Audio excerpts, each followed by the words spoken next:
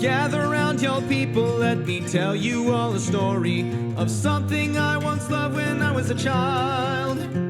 It's a series of books that features a bunch of little feline creatures, and they live out there in the great old English wild. And it's all about cats, and they hunt and fight and spat, and they don't know words for things like people and cars. Now Jaron, Mitchell, and Toasty, your creators and co-hosties, are gonna tell you all about it, and then we can all be stars. They're gonna tell you all about it, and then we can all be stars. Warriors, Mitchell, Toasty, we are about to embark on the most important book review of our lives. Some of us may not make it out alive, but we must do this. Jaron Star, I'm scared. Are you sure this is what's best for our podcast clan?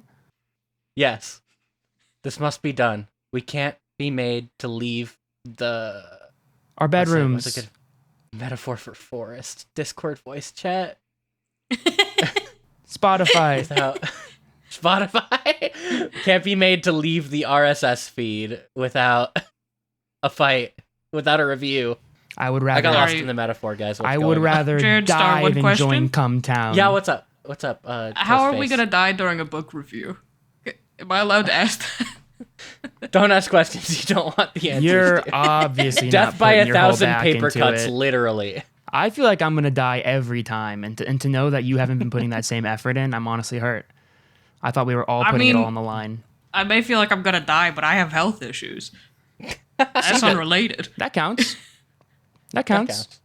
That's how you could die. You could just That's like when they took White Storm into this battle. You see it counts.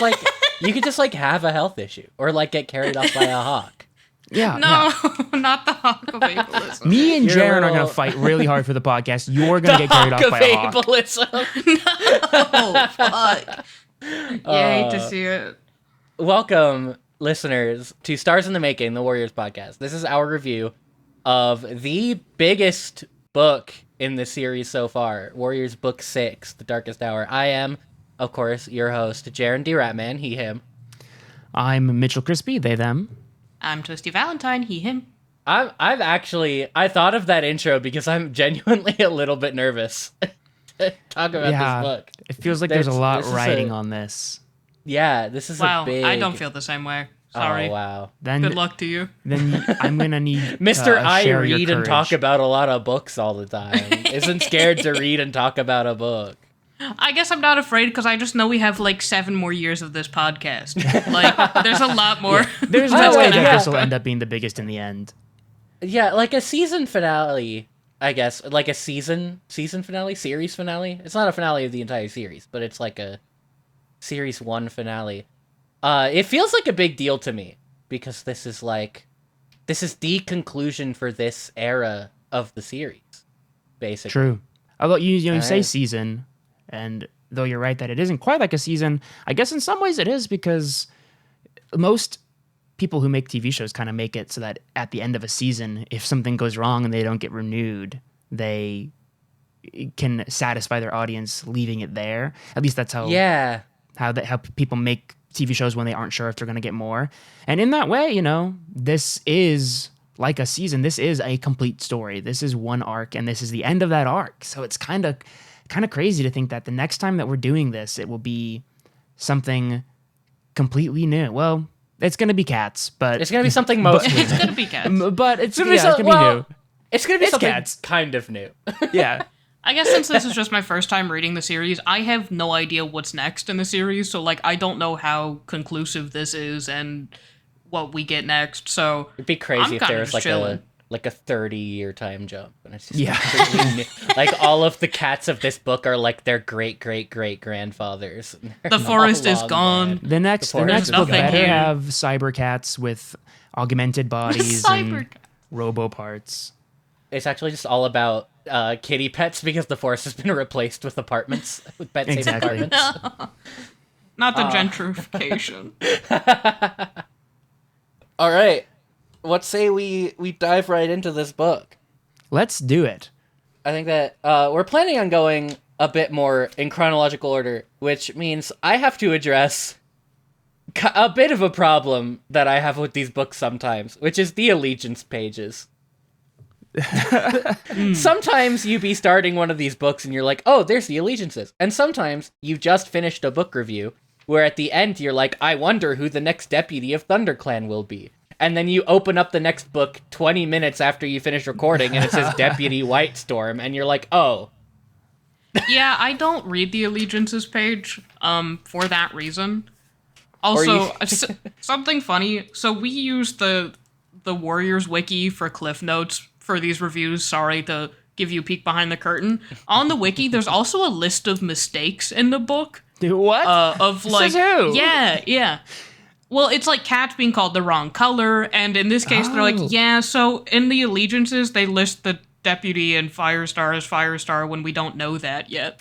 Like, yeah, they call that a mistake. I wouldn't even really call that a mistake. I would just call that like they are basing these allegiances off of the status quo for this book and not for the last book, which is I'll tell you what how I would do it. I'll tell you what it's a mistake of. It's a mistake of editing. It should probably just be at the back of the book. I feel like That's that makes a also lot more true. It sense. should just be in the back of the book. Like a glossary or an index. I mean, this is the same reason that in high school I would skip all of the table of context in the history books because I don't want spoilers. I don't want to know. I don't want to know what the chapters are.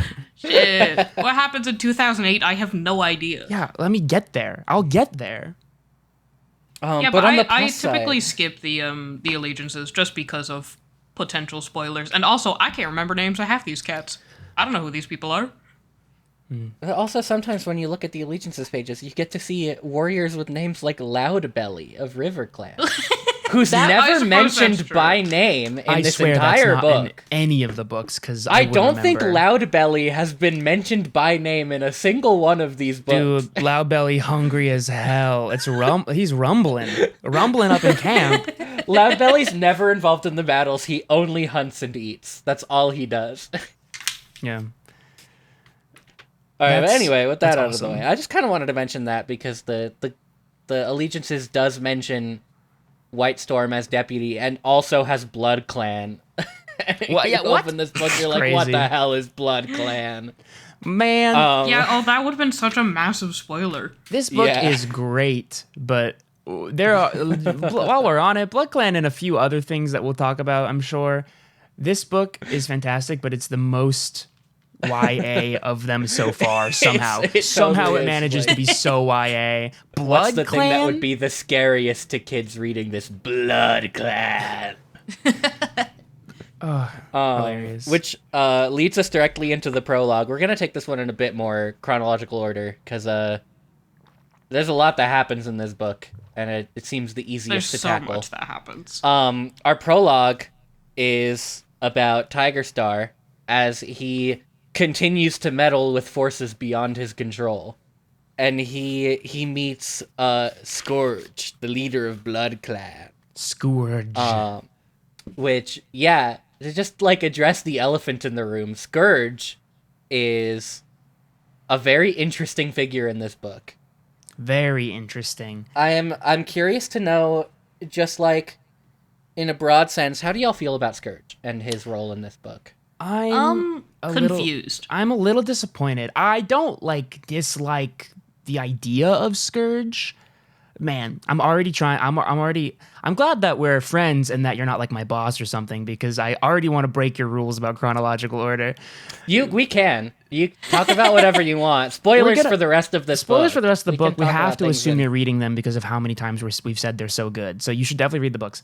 Scourge ends up being the main villain because the conflict with Tiger Claw gets wrapped up way sooner than I ever imagined, or way more easily.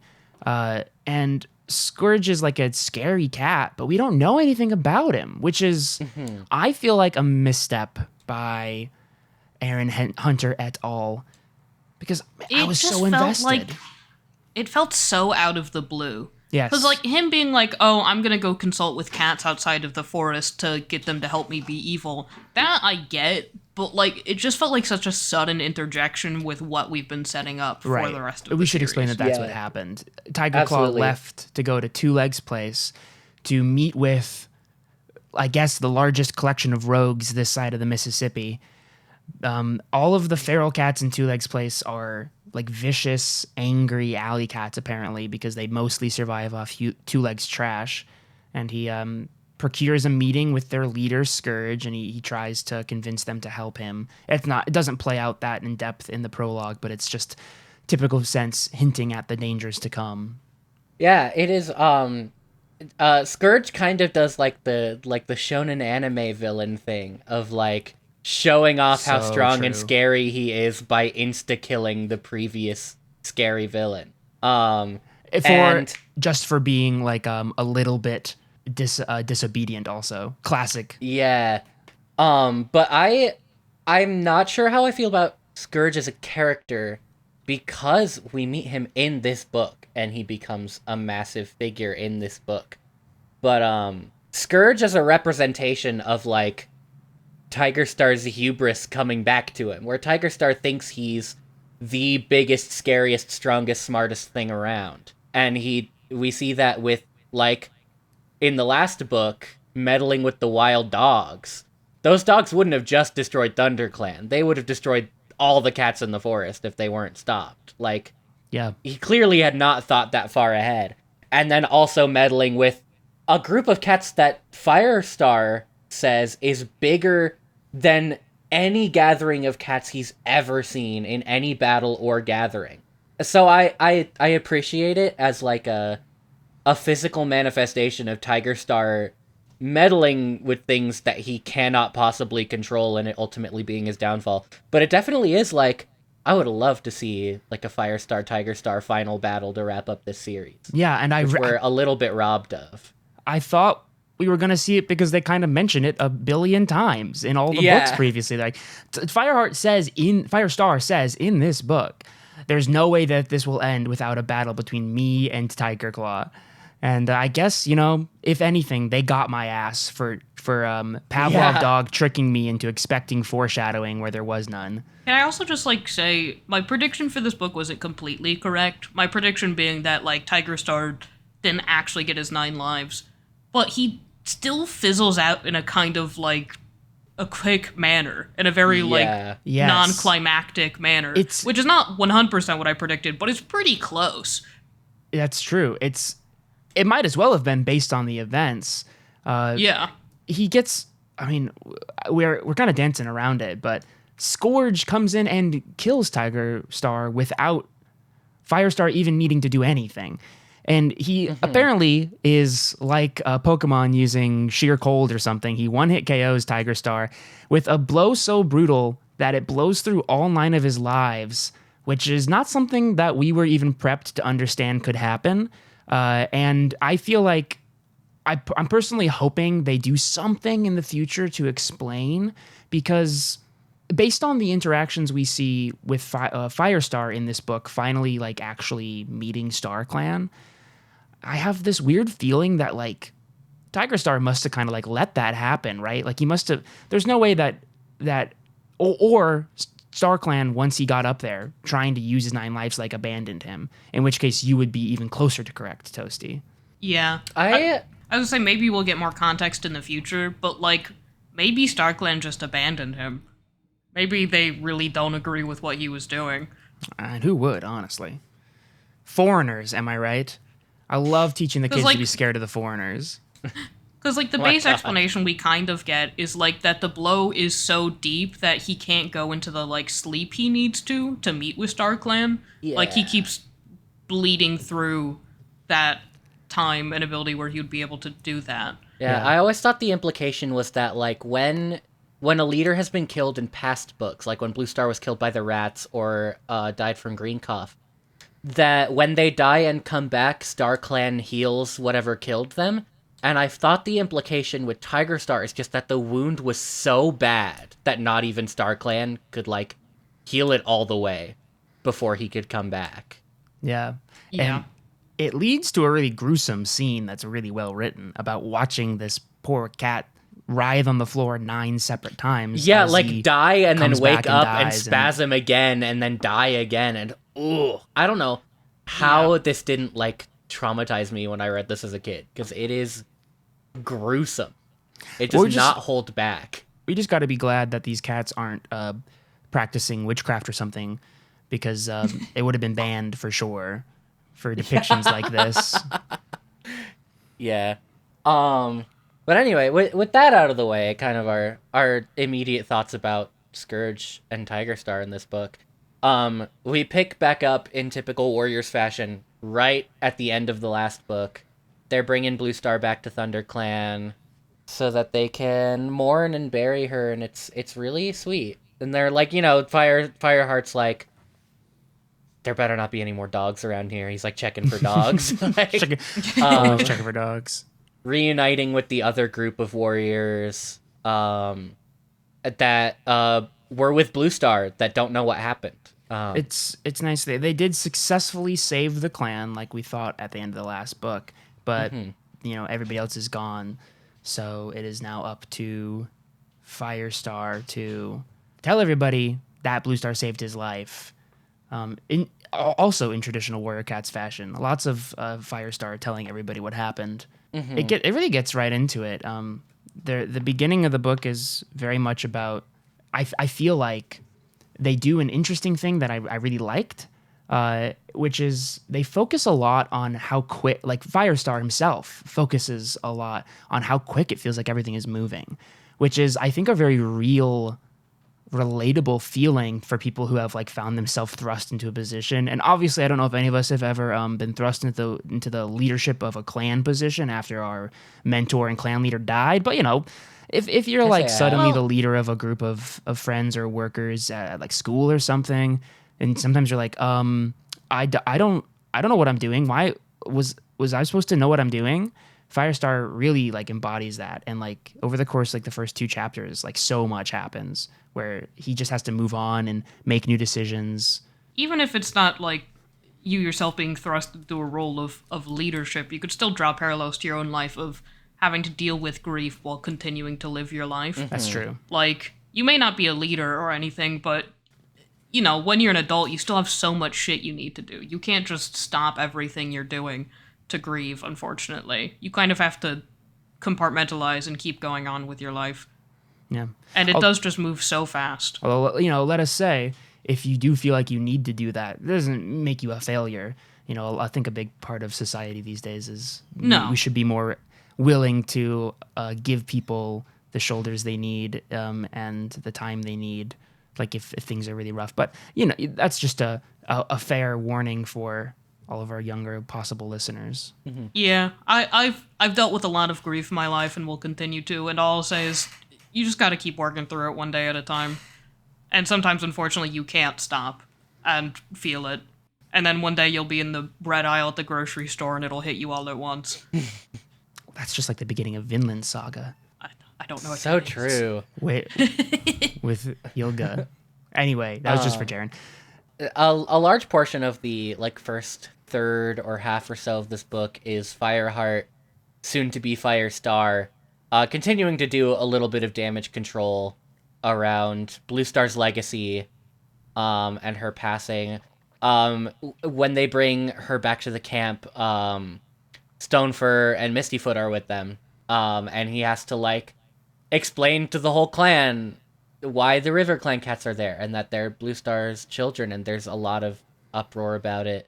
Just even after Blue Star is gone, it's not like all of the problems of her life are just solved. She still has left a bit of a legacy, and a mostly good legacy, but also a bit of Fireheart still has to clean up a little bit, like he did in the later parts of her tenure as leader. And he does it with aplomb.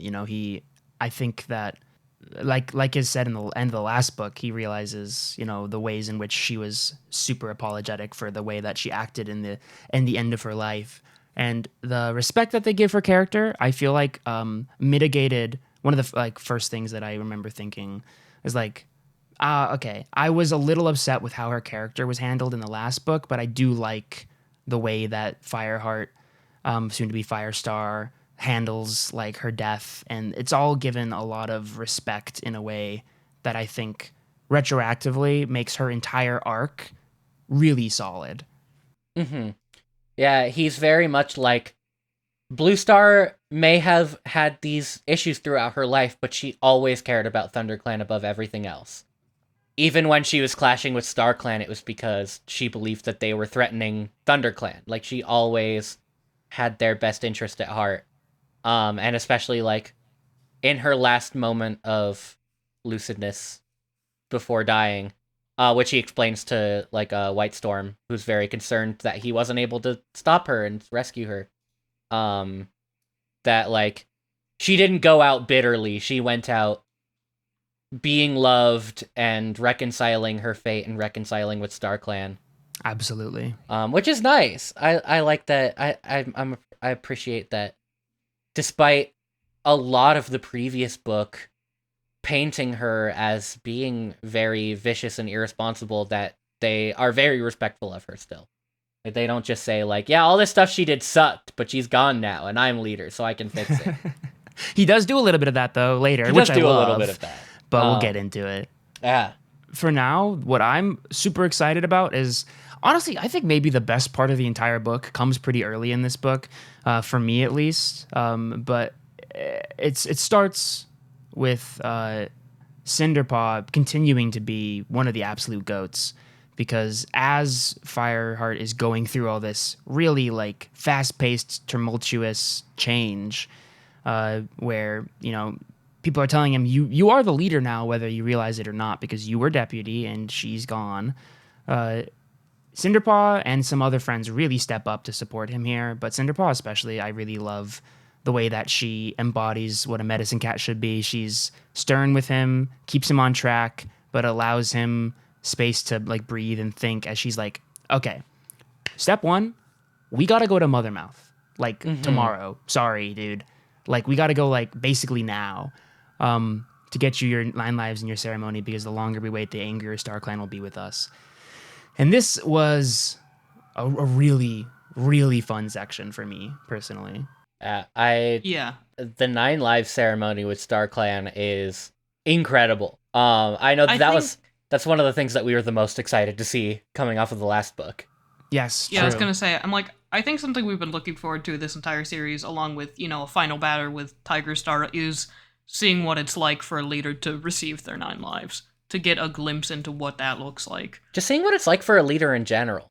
Because, like, taking this book from the perspective of the guy in charge is, I feel like, to me, it was a little bit weird. It's like, we've been following our main character as he battles with having to deal with the things coming down from above him, and now he is the guy that makes the decisions. And just, like, I think it really works for this book.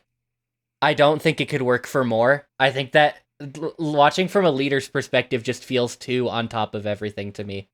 And I think it works really well for this book. I think you're right. And I'm glad that, like, we move on from this after this book.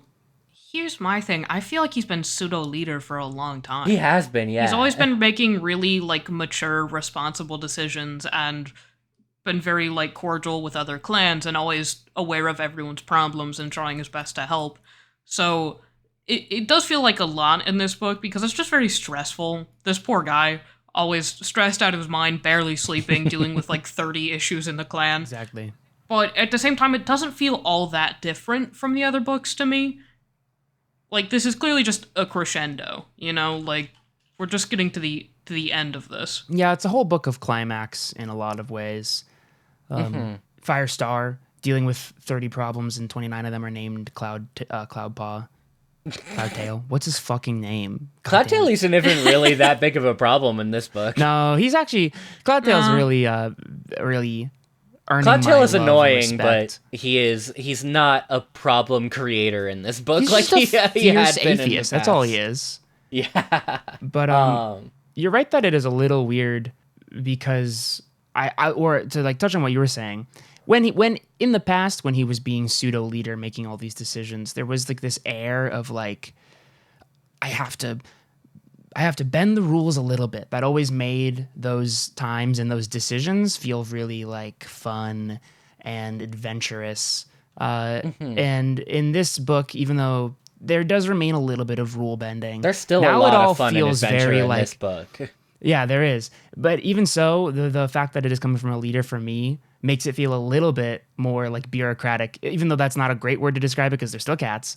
There is something weird about it, like Bureaucratic? like, you know, he's making the decisions, but now he's allowed to make the decisions. So there's a large section of the book ends up being like kind of what people like think they want to see from other favorite media, but don't actually want to see, which is just like all their favorite characters being really competent. This book has a lot of all of these characters being super competent, and people, you know, like book one, even I was being like, oh, I can't wait till we get to see all these characters mature and become like the perfect versions of themselves and like work together flawlessly. And it is satisfying in a lot of ways, but it's just a little bit less, there's a little bit less of like a push to it, a little bit less of a drive. The tension just comes from how stressful everything is.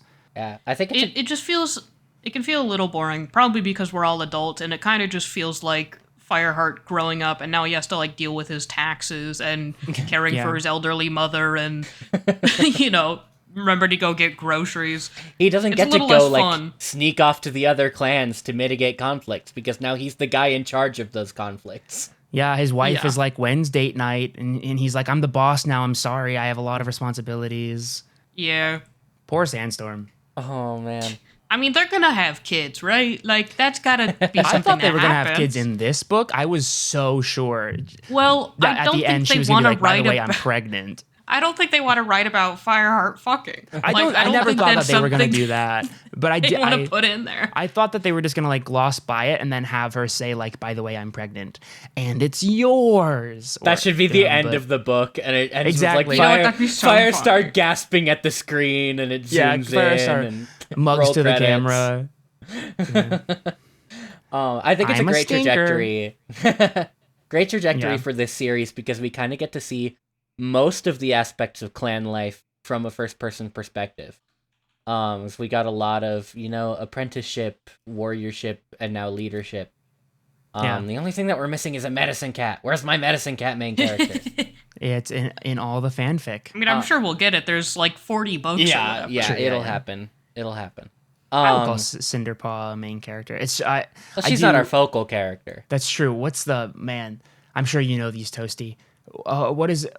It's not. It's first person. It's not omniscient. It's not first person omniscient. It's just first person. So we don't get most people's thoughts. We only get Firestar's No. thoughts. It's like third. Yeah. This book is third person because it's not from It says- Firestar. Does not say like, I, right? Yeah. It's not I, me, or we. It's not third referred to person, directly through non-omniscient. Firestar's perspective, but it is like about Firestar and his thoughts, Yes. even if it's not directly from his thoughts. My English teachers of yore would be shaking their fists at me for forgetting all olden these times. very important terms.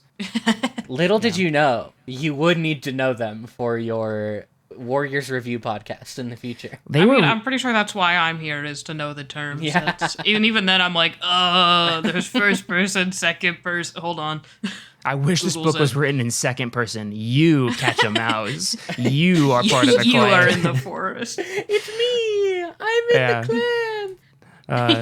Yay! I'm glad Your you're here name for goes those. to the clan. Yeah. They were Anyway. really prepping me to be doing homework. I thought that I was like, homework, never gonna need it in real life. Turns out I need homework. I need to read Then this you book. realize you have a Well, I book need to report take due notes. tomorrow and have to Yeah. stay Exactly. up all night reading it. We did just give ourselves like 8 years of homework. That's what we've subjected Pretty much. ourselves to. Yeah, but this is fun as homework to me. adults. Yeah, it's like if math was about cats. It was about cats.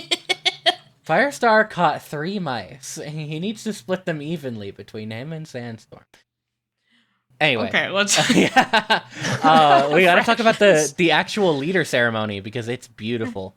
Yeah, it's incredible. The Oh my god. the writing in this book is just so evocative, and the sequence where Firestar, like, he meets with StarClan and they're described as like sounding like one voice, but it's one voice of all the cats he's ever known. I'm like, I can't even wrap my head Yeah. around that. It's so cool. It's so, So many abstract and meows. so evocative. This It's really great. this scene gave me chills. Me It's too. Yeah. so beautiful. I think I stayed up until like 2 a.m. reading the beginning of this book because I was like, I have to read the leader ceremony ASAP. Yeah. I read through the reader ceremony, had to put the book down, and then I read just the leader ceremony again, chapter 4, I think it is. And then I put the book down again after reading it a second time, just because I really wanted to absorb it. The first time it like gave me absolute chills. The second time I was just appreciating how well done it is. And then I didn't pick the book up for another like 2 weeks, and then I had to finish it all last night.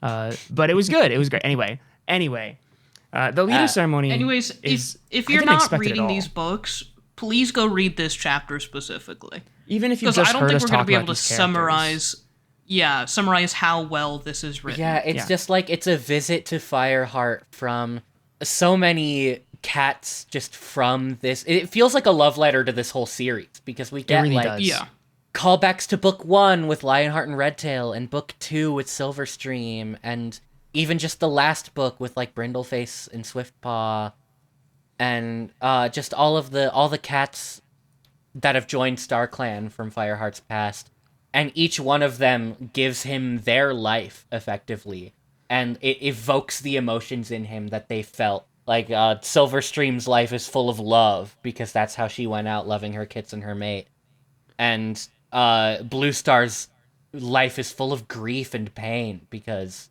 of all that she went through, and it's so good. Yeah. And each of these lives so emotional and evocative. Her life is full of like grief, pain, and loyalty. Yeah, these lives wash over him, and some of them like literally cause him physical pain, but they all impart on him something so valuable.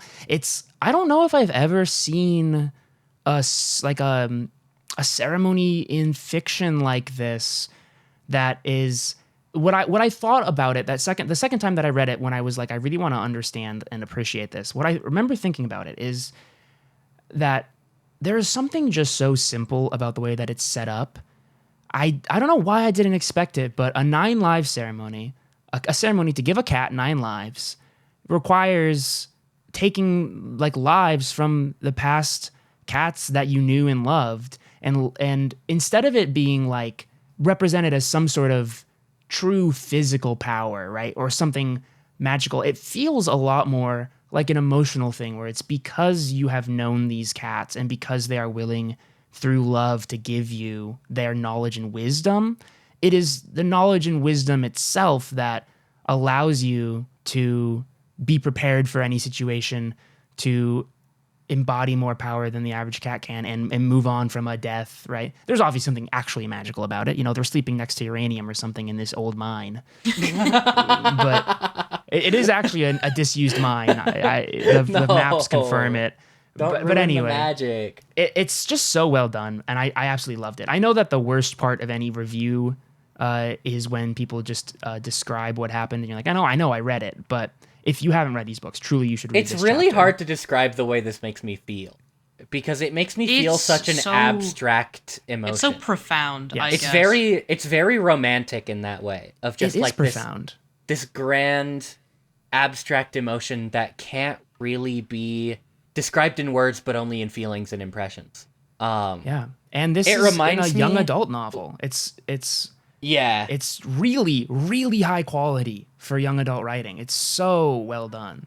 For some of our friends listening who aren't into warriors, this reminds me a lot of like in Avatar: The Last Airbender, all of the scenes where he like consults with the past avatars and they're like all in a line looking at him, or That's so true. Just this very abstract, powerful, ancient thing that can't really be that the feelings of which can't really be expressed in words, just like in impressions and feelings. Because, like, I don't know what expectations I had for this. I don't know if I had any, but it completely blew anything I had out of the water. Mine too. Like, I also just think the fact that there are some cats in there that I didn't think would be that relevant to, like, Firestar's journey that showed up and imparted their wisdom and lives. Yeah, that like I just Redtail. Felt that was so beautiful, Yeah, yeah. like I thought that was Redtail good. never even met.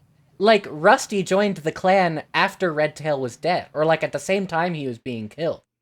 But Redtail is like, you found the truth when no one else could. Yeah, he gives him justice. So Redtail Yeah. has this like abstract connection through Fireheart bringing about justice for his murder, as opposed to like them actually having a relationship. It's just beautiful how many lives you will touch in your own and how many others you will touch in your lifetime. Like, it's just such an incredible concept. Yeah. You can have such a deep impact on other people without even ever realizing it.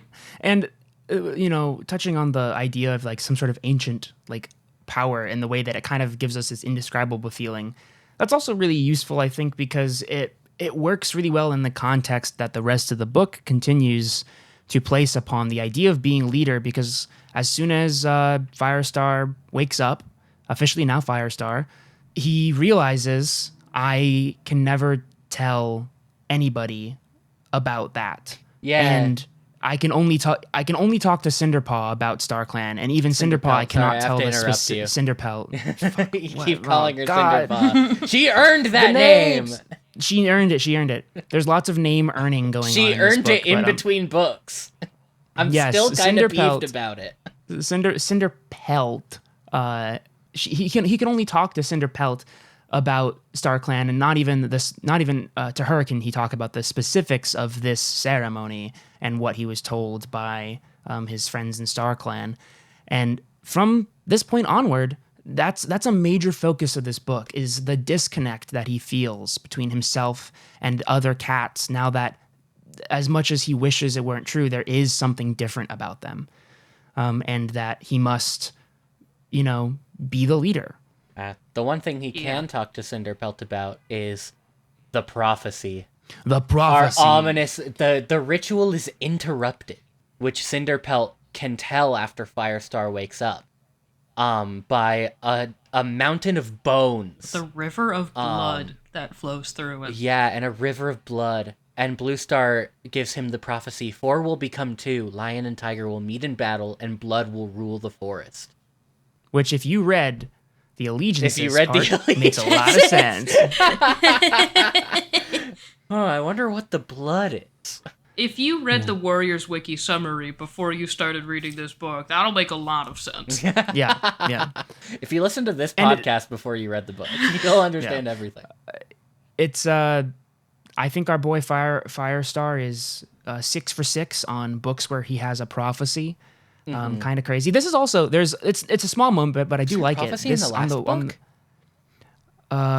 There's usually a prophetic dream of some sort. There had to have been, but now you're making me feel like there wasn't. Oh, I guess he had dreams about the dogs. The pack. He had dog dreams. He had dog dreams. Can a little cat dream about dogs? There's they make their way back to camp, and there's a small moment that I like where he finally tells Cinderpelt that he's always had prophetic dreams ever since he was a kitty pet, and she's like, yeah, that's weird. And I'm like, yes, that shouldn't happen. It is weird. Yes. Why won't we talk about this? Somebody understands. Why is he so special? StarClan loves this kid. There's a brief moment where they stop by Barley's farm and they get to communicate with Ravenpaw, and Ravenpaw's like, I need to come back to camp to visit Bluestar, which will come back up later, so it's maybe worth mentioning. It's not a very long scene, but it's a sweet scene, and we can kind of skip past it to... And I know we joke about it every time, but they really solidify in this book. Like every scene that Barley and Ravenpaw are in together, they really solidify the gay-coded nature of their relationship. I need to talk about this stronger and stronger, because at the time of this recording, the 3rd Warriors graphic novel has recently come out. And I don't want to spoil many of the story changes that I've seen talked about, because I do want to... We talked about this before recording. We want to cover those on the podcast someday. You have sufficiently piqued my interest that I don't care about spoilers. I really want to know what you're about to say. Ravenpaw and Barley are confirmed to be mates in the Let's go! Warriors graphic novel number 3. I think that's a win. That's incredible news. At one point, Firestar invites Ravenpaw. He's like, you could always come back to ThunderClan. And Ravenpaw's like, I've got a home, I've got a mate, and Firestar's like, a mate? And then he looks over at Barley and blushes, and it's like, they know! Gay cats! We got a win for gay cat rights. Which I think is the first... Let's mark that down in the history books. The first LGBT character in Warriors is that confirmation. That's awesome. That's fantastic news. So huge. I'm sure there's going to be a lot of implied LGBT characters. Yeah, like but like Firestar and Greystripe. I don't want to talk out of my ass, but I think that in real life some cats are gay. Or like if you have two male cats, there's a chance that they will like treat each other as mates. As most animals can be gay and have been and are gay, including most cats. animals are gay. You heard it here first. Most An animals are gay. Probably gay. I'm sorry. Chemicals most in the animals water are working. have been observed to be gay by scientists. By a Sorry, really let me mean not teenager. Talk out of my ass. By middle schoolers. Yeah, call me most animals the way that I am gay. Call me most animals the way middle Yeah. schoolers called me gay. Exactly. With that out of the way, I'm glad that I got to mention that. Because Thank I you think for that's confirming that Thank for you us. for confirming. That's a big deal, and I think it's worth spoiling just Just while, for us. while we're in It's also this nice that series. I never have to bring it up as a joke again because It's canon. It's bringing just it up as a real and joke true. was a way to subtly wish it was canon. But yeah, that's fine. It's no, not it's funny real. anymore because it's real. Yeah, it's very serious. Very serious, and I love these gay cats. As they get back to the camp and Firestar's already, like, coming to terms with, my life is completely different now. Sandstorm is a little bit weird about it because she's worried that, like, their relationship is going to be different. Graystripe is a little bit weird about it because he's like, hey man, I know you want to make me your deputy, but you don't have to. And I'm like, there's no way Firestar should make Graystripe his deputy ever. I'm glad you agree. I was like, I don't think that Graystripe would make... Like, I love him. Even if he I hadn't love him, lost the clan's trust, I don't think he would have made a good Listen, deputy. Graystripe is one of my I think favorite he's kinda characters, stupid. but he's kinda- yeah, you're right, he's kinda not stupid. deputy material. Maybe my I mind love will him, be but, changed like- later, but He needs to get some more responsibility under his belt. I don't think he's quite. he proved also himself at never this had current an moment. apprentice because Brackenpaw was Fireheart's apprentice. Ostensibly. For all intents and Yeah. purposes. Yeah, he was Graystripe wishy-washy. Uh, He spent 2 books. He spent 2 books being Firestar's books. best friend, and then 3 books being pretty wishy-washy. So, Yeah. But I guess that they do kind of imply that one of the only or the most important thing is just that you really trust your deputy, and I guess there's really nobody else that he trusts as much.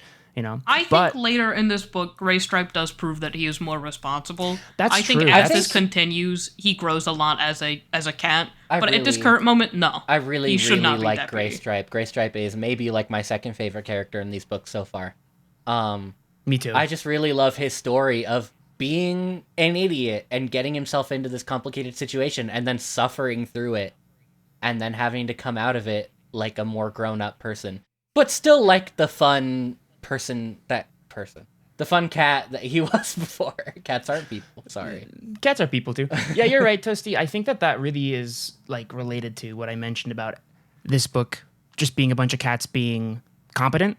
I really loved seeing all these cats be competent, but it is it does still have the problems that I mentioned. But one of my absolute favorite moments of that, when you talk about Graystripe proving himself, is when they're getting ready for the big battle at the end of this book, and like basically every cat has their own useful and interesting idea about how they can prep better, and Graystripe, without really even being needed to be prompted, is like, I'm gonna get everybody ready. Like, we're gonna run a boot camp. We're gonna like go over all the basics and train, and we're gonna get this group of cats into the best fighting form they've ever seen. And I remember thinking to myself, Graystripe, nobody told you to do that. Are you sure? Is that your idea? Did you come up That with yourself, in buddy? that little brain of yours? Your idea Did wasn't to Whitestorm go tell you to do that? sneak off? Yeah, exactly. I think in this book, Graystripe realizes that Firestar needs his help. Yeah. That's I true. think he notices how overwhelmed Firestar is and how overwhelming it is to be a leader, and he tries his best to alleviate some of that. Indeed. I think at some other point he worries about like hunting patrols or something or the other. I don't remember what. But Yes. He Or does other stuff. He steps up when they end up saving some prisoners. He steps up and says, "I can feed them and myself. Like it'll get done. I'll get it done," which is another good moment for him. Is this when he names Firestar deputy, ends up naming finally? Whitestorm as deputy, which was the best possible choice. Most obvious pick in the world. Most obvious pick, Whitestorm. So Yeah, deserved. and even like Draft slot number 1. even as Firestar like names Whitestorm, he's like, "This is why I like Whitestorm because Whitestorm looks surprised that I picked him." Even though he's Yeah. obviously Yeah. the most qualified, he never expected it to happen. He's just chill. Yeah, which is incredible. One of the reasons he's a great character, and it actually it comes up directly later in the book in one of my second favorite scenes in the entire book.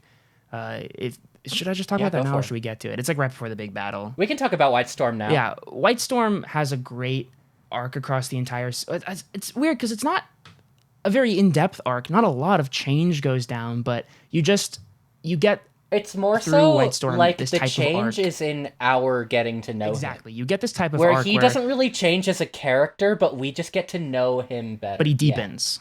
Yeah. You get to see the depth of his character. You get to understand why he feels the ways that he does. And it's really good. He continues in this book to show that he is loyal and trustworthy and just cares about doing what is right.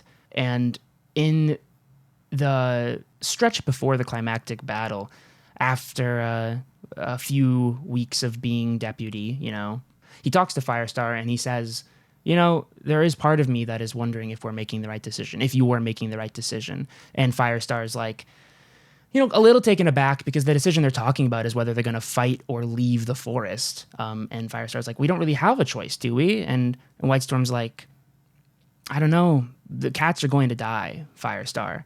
And Firestar's like, unfortunately, I do know that. But what would you have me do? And White Storm says, I'm not sure, but all I hope is that when we do fight, I can fight my strongest. And I love, he says to Fireheart in this moment, I never had this desire for ambition that Tigerstar did, and that you have, honestly, Firestar. I never wanted to be deputy, let alone leader. I'm honored to be yours, but I definitely wouldn't want to be leader right now. The job you have ahead of you is very hard. And I just love this quiet moment of honesty between the two of them.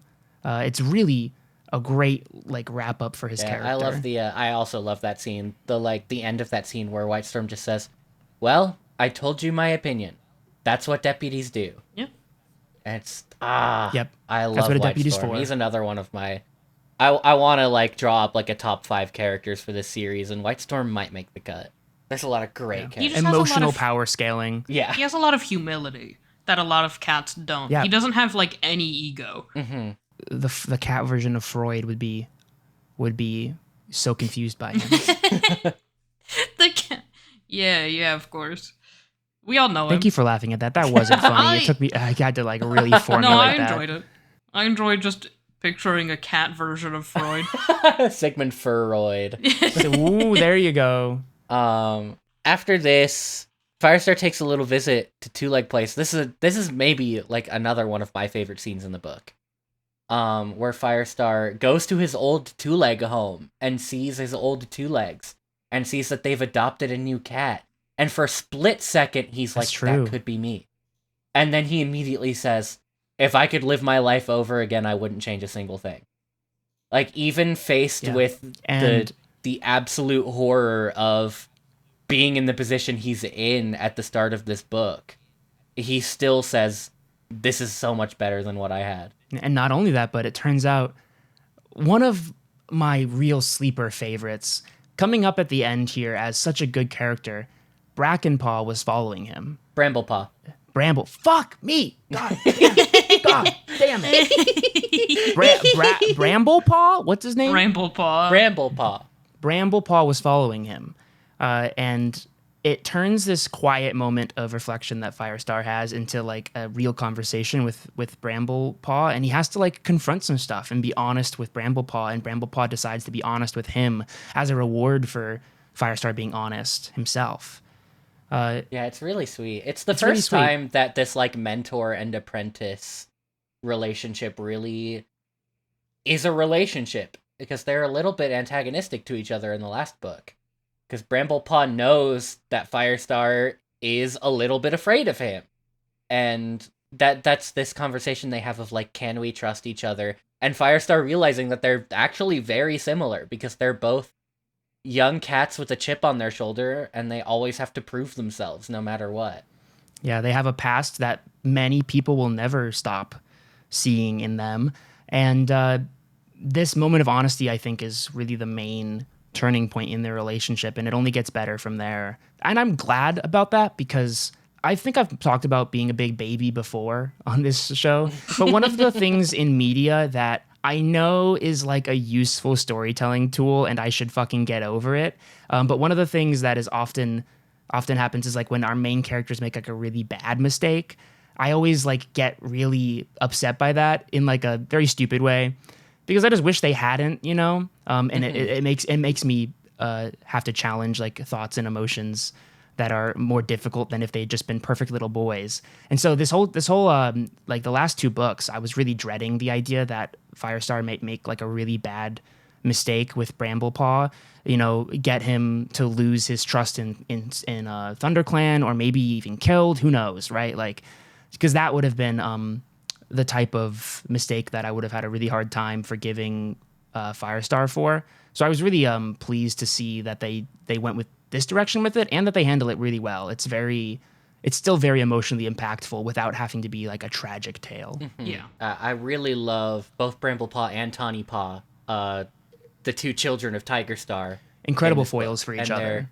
They're divulging paths, and I'm very excited to explore those further later. No. This is book 6, The Darkest Hour, not The Divulging Path. Well, the book's also not about them. Why would it be named after their path? 2 paths that divulged in a cat-filled wood. Anyway, we gotta talk about Baby Killer 3000 now. Oh my god, yeah. this fuckhead. Oh Wow. my god. This dusty old bitch. Oh my god. I love this character because he's just such a piece of shit. He's so irredeemable. Everything he does just makes me go, oh, and come on. And he's irredeemable and a little bit incompetent too. I don't know how he fails at these dark deeds so often.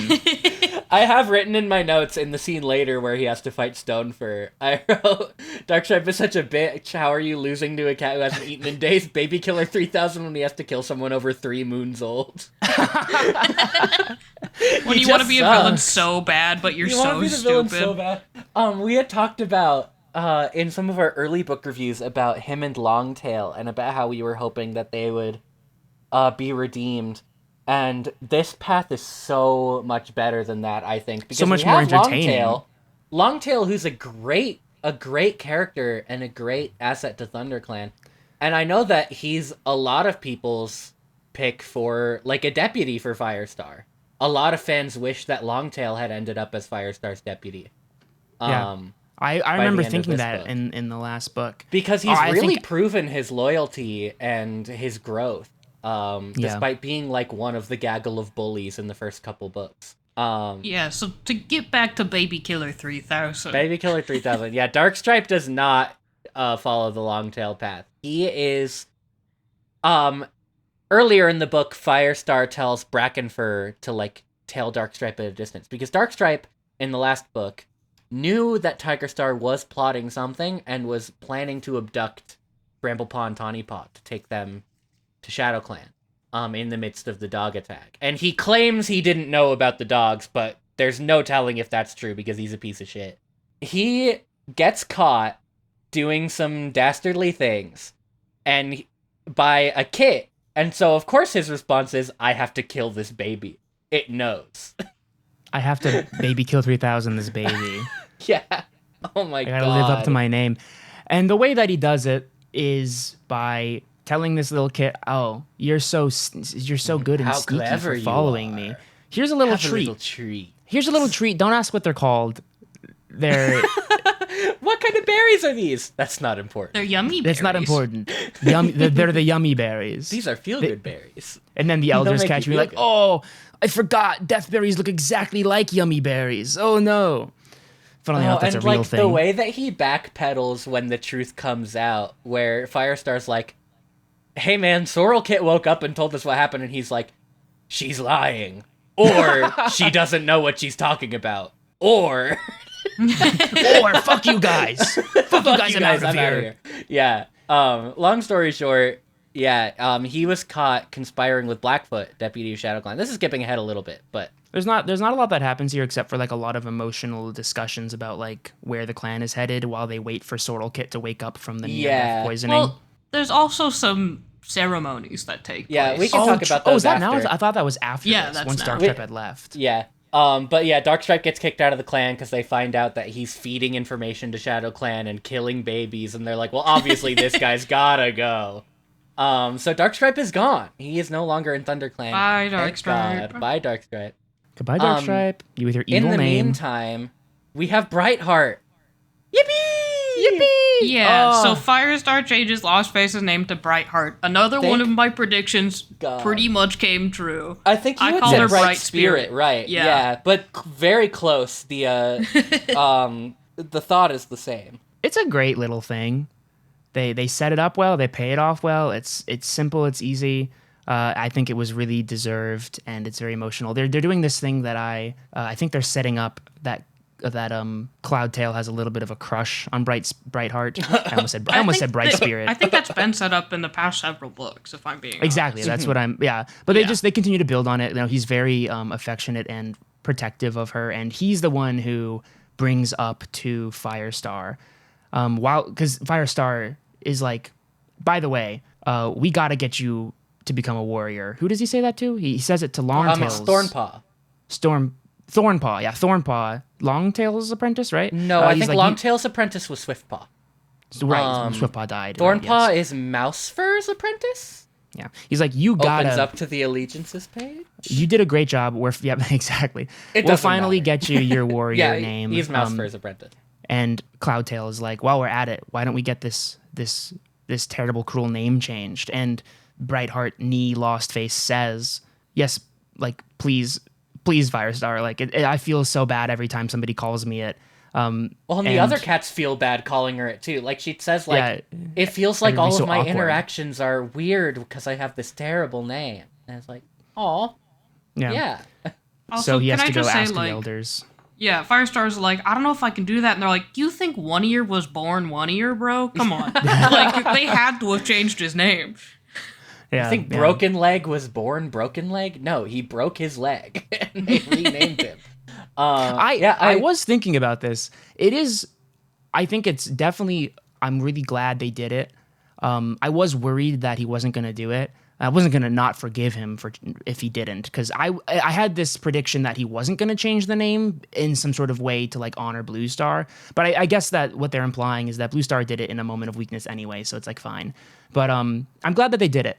I do think that the fact that they had to ask the elders, and you know, Cloudtail says, you think One Eye was born One Eye? Obviously not. That implies that they changed their name, and that suddenly got me thinking, why? Why do they change elders' names? Like, why did they do that? What if that cat's name was Two Eyes?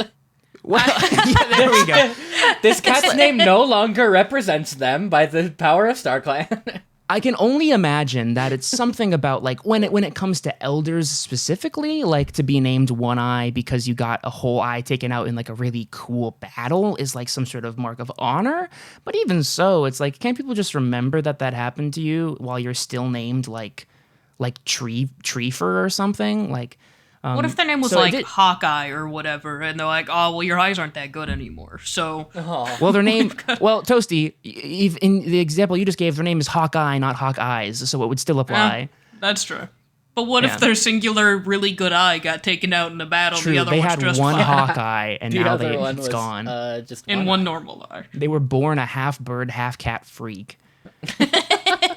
I really like that this kind of like consultation with the elders, this kind of like passing down of oral tradition from elders to leader, that like the leaders don't just become leader and then know everything. Like Firestar is ultimately still pretty young and inexperienced with clan life, being not just being young but also being an outsider, you know.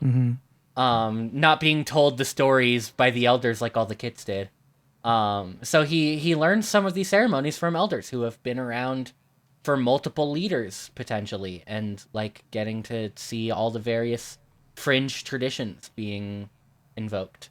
I Yeah. think that's Also, very cool. Someone's got to start writing this shit down. Like, they need to discover written language, because... Yeah. Walking through the forest, I find a little scroll that says meow meow meow meow meow meow meow meow. I mean, a claw dipped in some sort of pigment would be a pretty. That's sharp. That's a point. You could definitely write with that. You can make cuneiform with that. Like that's exactly. They can figure it out. I like that they talk to the elders because I think that it's one of like. Just that specific instance is one of many instances in this book where they are doing a thing that I really like for like series wrap-ups like this. One of the things that makes a good wrap-up, if you ask me, is like this vibe that you're getting a little bit of everything, right? Because like, you know, in past books, there's been like a little bit of vibe where it's like, if you need to talk to somebody about something, you're talking to Gray Stripe or Blue Star, right? Or like Cinderpelt. Yeah, like Cinderpelt, right? And Blue Star. In this Yellow book Fang. where like, there's different interactions with a lot of different situations and different people because you want to make sure that you're touching on as many like characters and situations as you can for the wrap up and that it doesn't feel like you had blinders on and then suddenly it's over, you know? So I like that. But in regards to Thornpaw, they go out on like a little excursion to give him a little test for his warrior name, and he scents some rogues. Big scary rogue scent out on the territory while they're on patrol.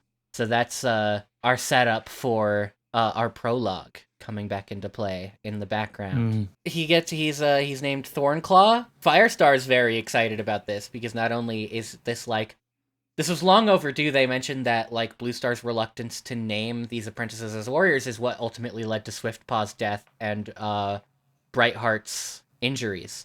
So he's very excited not only about that, but also this is his first warrior that he gets to choose a name for. He's just like he gets to choose from like the 5 suffixes of warrior names and pick his favorite. Exactly. Will it He's be just foot? like all the Will middle it be schoolers pelt? making an OC. He gets the middle schooler experience. I also do think it's funny that Firestar, formerly Fireheart, gets to name Brightheart. It's like, I thought long and hard about what name was most fitting, and I chose mine. If I ever name like a random kid, I'm gonna call them something Crispi. For sure. A random kid, not your own? Yeah, he's not naming his kid, he's naming a random kid. Yeah. I was like, If you well, normally adopt if a the kid, child is then your they- own. Even if you adopt a kid, like, don't they normally adopt your last name as well? Well, I'm imagining like maybe like I teach a kid karate at a dojo or something, and I'm like, from now on, You are Desert from now on, Crispy. you are Palm Strike Crispi. Do you know karate? Palm Strike I did martial Crispy arts. is awesome. Okay. I thought you were like, Listeners- I'm gonna learn karate, mentor a child, and then rename them. I would have to relearn. It's been a long time. Listeners who are developing my a goals. parasocial relationship with me, add a list of things that I can do karate, please. Thank you. And then in the wake of Darkstripe leaving, Fernpaw ends up with Longtail because, like mentioned before, Swiftpaw was Longtail's apprentice, who is now sadly gone. So Longtail has a new Yes. apprentice now. Yippee! Yeah, it comes back into play later in the book. So like it's not like a long-standing problem, but I really thought he was gonna finally give Sandstorm an apprentice. Well, You know, I think here's that the reason he I felt... think he's not doing that. Yeah, go on. Queens can't be mentors. And if he wants to have kids with Sandstorm, he probably doesn't want to give her an apprentice. you think he's being a little selfish. Yeah, I think he's being a little selfish, if I'm being quite honest. See, I saw it as like Longtail is grieving his lost apprentice, so they're kind of filling the void Yeah. for him. Yeah, we're not Given- exactly sure because I think they kind of gloss over it a little more than they would have in previous books because there's so much going on, you know. But I think that's probably a good read on it, Jaron. It's just that like Fireheart says to himself like multiple times in this book, Sandstorm's probably still a little bit mad at me about the fact that I glossed over her for being a mentor, and then 2 times he has the opportunity to give her an apprentice, and instead he's like somebody else without even really thinking like or talking about it to the audience. It doesn't really matter because later on they have a really nice moment where he asks her to take care of training the kits for like minor battle readiness in case something bad happens. She does it. She takes a liking to them, probably setting up that she'd be a good mom, maybe implying to the audience. And she also says like all 3 of the kits fall in love with Sandstorm. They're like, I want her to be my mentor. And she's like, I would love to mentor Sorrel Kit. And he's like, you can have her when it's time, which is a nice moment. So like if the authors were just like kind of putting the idea of Sandstorm being a mentor on the back burner just to have that nice moment, I get it. It just confused me when I was reading why Firestar wouldn't even think about it. Yeah, I saw like the trying to help out Longtail a little bit since his apprentice like very recently was killed, versus his issues with Sandstorm. I think he maybe just saw that as a priority, but they definitely don't. It's not like a long and hard thought process for Firestar. It's just like Longtail, take care of Fernpaw. I did also forget how soon also it's been. Dustpelt. And he's also just. Also, Dustpelt is like, can I have Fernpaw? And Firestar's like, no. Because Dustpelt and Fernpaw have this weird relationship that I wanted to mention in the last book, but I don't think I did. There's like a problematic rank gap thing going on between Dustpelt and Fernpaw. There's a power imbalance there, for sure. It's a little weird. Firestar's just like, it's not very hidden that Dustpelt shared a fondness for this apprentice. I'm like, ugh. I don't know if I fuck with that, but they don't dwell on it. So I guess we're just supposed to assume that that's whatever for clan life, that it doesn't matter. Yeah. But. See, I just don't even remember that happening, but my memory's kind of bad. It's not a major thing. It's just like it's been bubbling in the background since the last book that like Dustpelt's got a crush on an apprentice, and it's like, You. Interesting. After this, that's what happens when you're immature, Dustpelt. Yeah.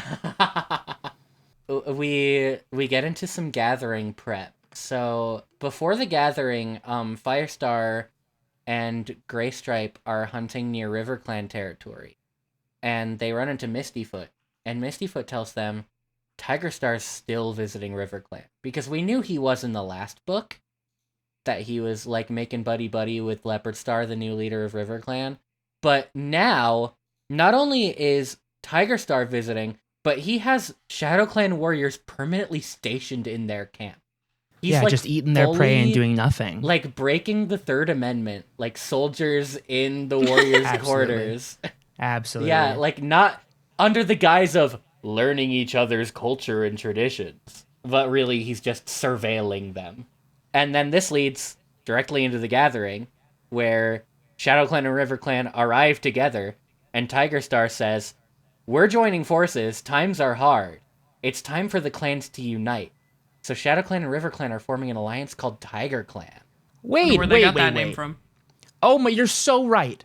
I didn't notice this entire time that that's his fucking name. Yeah. I wait a second. He named it after himself? He named it after himself and also one of the ancient clans of Big Cats. Right. In like one of the ancient clans. Story. That's what I just assumed it was the ancient clan of Big Cats the whole time, but it is also his name. Both. It's also just his name. I swear I didn't realize that whole time. They don't draw attention to it in the book because Tallstar immediately is like, Tiger Clan is one of the names of the ancient clans of Great Cats. You can invoke it. I think that they're deliberately drawing our attention away from the fact that it's Tigerstar's name to try and disguise the fact that he's obviously going to try and control it. Yeah. God, man, that's cringe. But that's not really disguised at all. That's just his fucking name. Yeah. Like, and this begins also one of the problems that we have with Leopard Fur in this book. Leopardstar, sorry. Leopardstar. Yeah. One of the problems we have with Leopardstar in this book, which is like, from the get-go, we should be expecting more of you, Leopardstar. You're arriving at the gathering with Tigerstar. And from this very first moment, it is very obvious that she is like, it seems like being willfully incompetent to not see that Tigerstar is fucking up to something. In a way that's like almost frustrating how impractical she's being. Yeah, I was just going to say, because we talked, I think, in our first book review about how we thought that, like, Fireheart was ultimately going to unite the clans into one great clan. None of us expected Tigerstar to be the one doing that. Yeah, or attempting it at least. Yeah, it very much brings up the idea in this book that I find really interesting that we hadn't even really considered, that uniting all four clans is a bad idea. Yeah. That, like, for one reason or another. In doing so, it puts one cat in too much of a position of power. Because obviously Tigerstar says we will be joint leaders of Tiger Clan, while Leopard Star contributes nothing to the announcement or conversation. Very apparent early on that Leopard Star is doing nothing in this situation. She's not leading, she's not resisting, she's just bystanding. She's been bullied. Yeah. Well, they say it often throughout the book that they're like Leopard Star's ambition to make River Clan great had blinded her to Tigerstar, and I'm like, I don't buy it. I think that she's just, I don't know. Leopard Star. I think that there's definitely an implication that like that might have been why she made the initial mistake, but I think that it also seems as though after that there's an implication that almost everybody who's stuck in the situation is kind of just because they're scared of Tigerstar now, right? So like no matter why they ended up joining, they're just kind of stuck. Here was my interpretation of it, because like River Clan hasn't been doing the best, as we know. Like their water's polluted. True. Yeah, the flooding and the pollution. I think that maybe she joined with Tigerstar hoping he could help both of them out as far as like food and clan life goes. And she might have ignored his faults a little bit, trying to do the best for her clan. Like, I don't know if it was gross incompetence or just gross hopefulness. I think a little bit of both. Because throughout this book, Leopard Star is directly confronted with Tigerstar's true nature and his cruelty. And she continues to do nothing to combat it. Especially the cruelty part. I mean, we'll get to it very soon, but like she does some stuff that borders on unforgivable, and is, you know, she ends this book in a position of power still. And there's part of me that's like, she should really be like reprimanded for some of this stuff. I'm interested to see where Leopard Star's story goes moving forward, because like we're not done with her. We're done with her for kind of this series. She has a bit of a resolution in this book, but not a strong one. Not one that directly confronts her flaws and mistakes. So I'm interested. I know there's a book about her specifically. I know that, like, we will continue to have her around in future installments. But, yeah, I'm really interested to see where her story ends up. But also, Tigerstar is so full of shit. He is such a massive hypocrite. Because at the same time that he's like, all the clans must unite, he's also like, we're gonna kill people from the other clans. And it's like, but if you're uniting the clans, there are no other clans.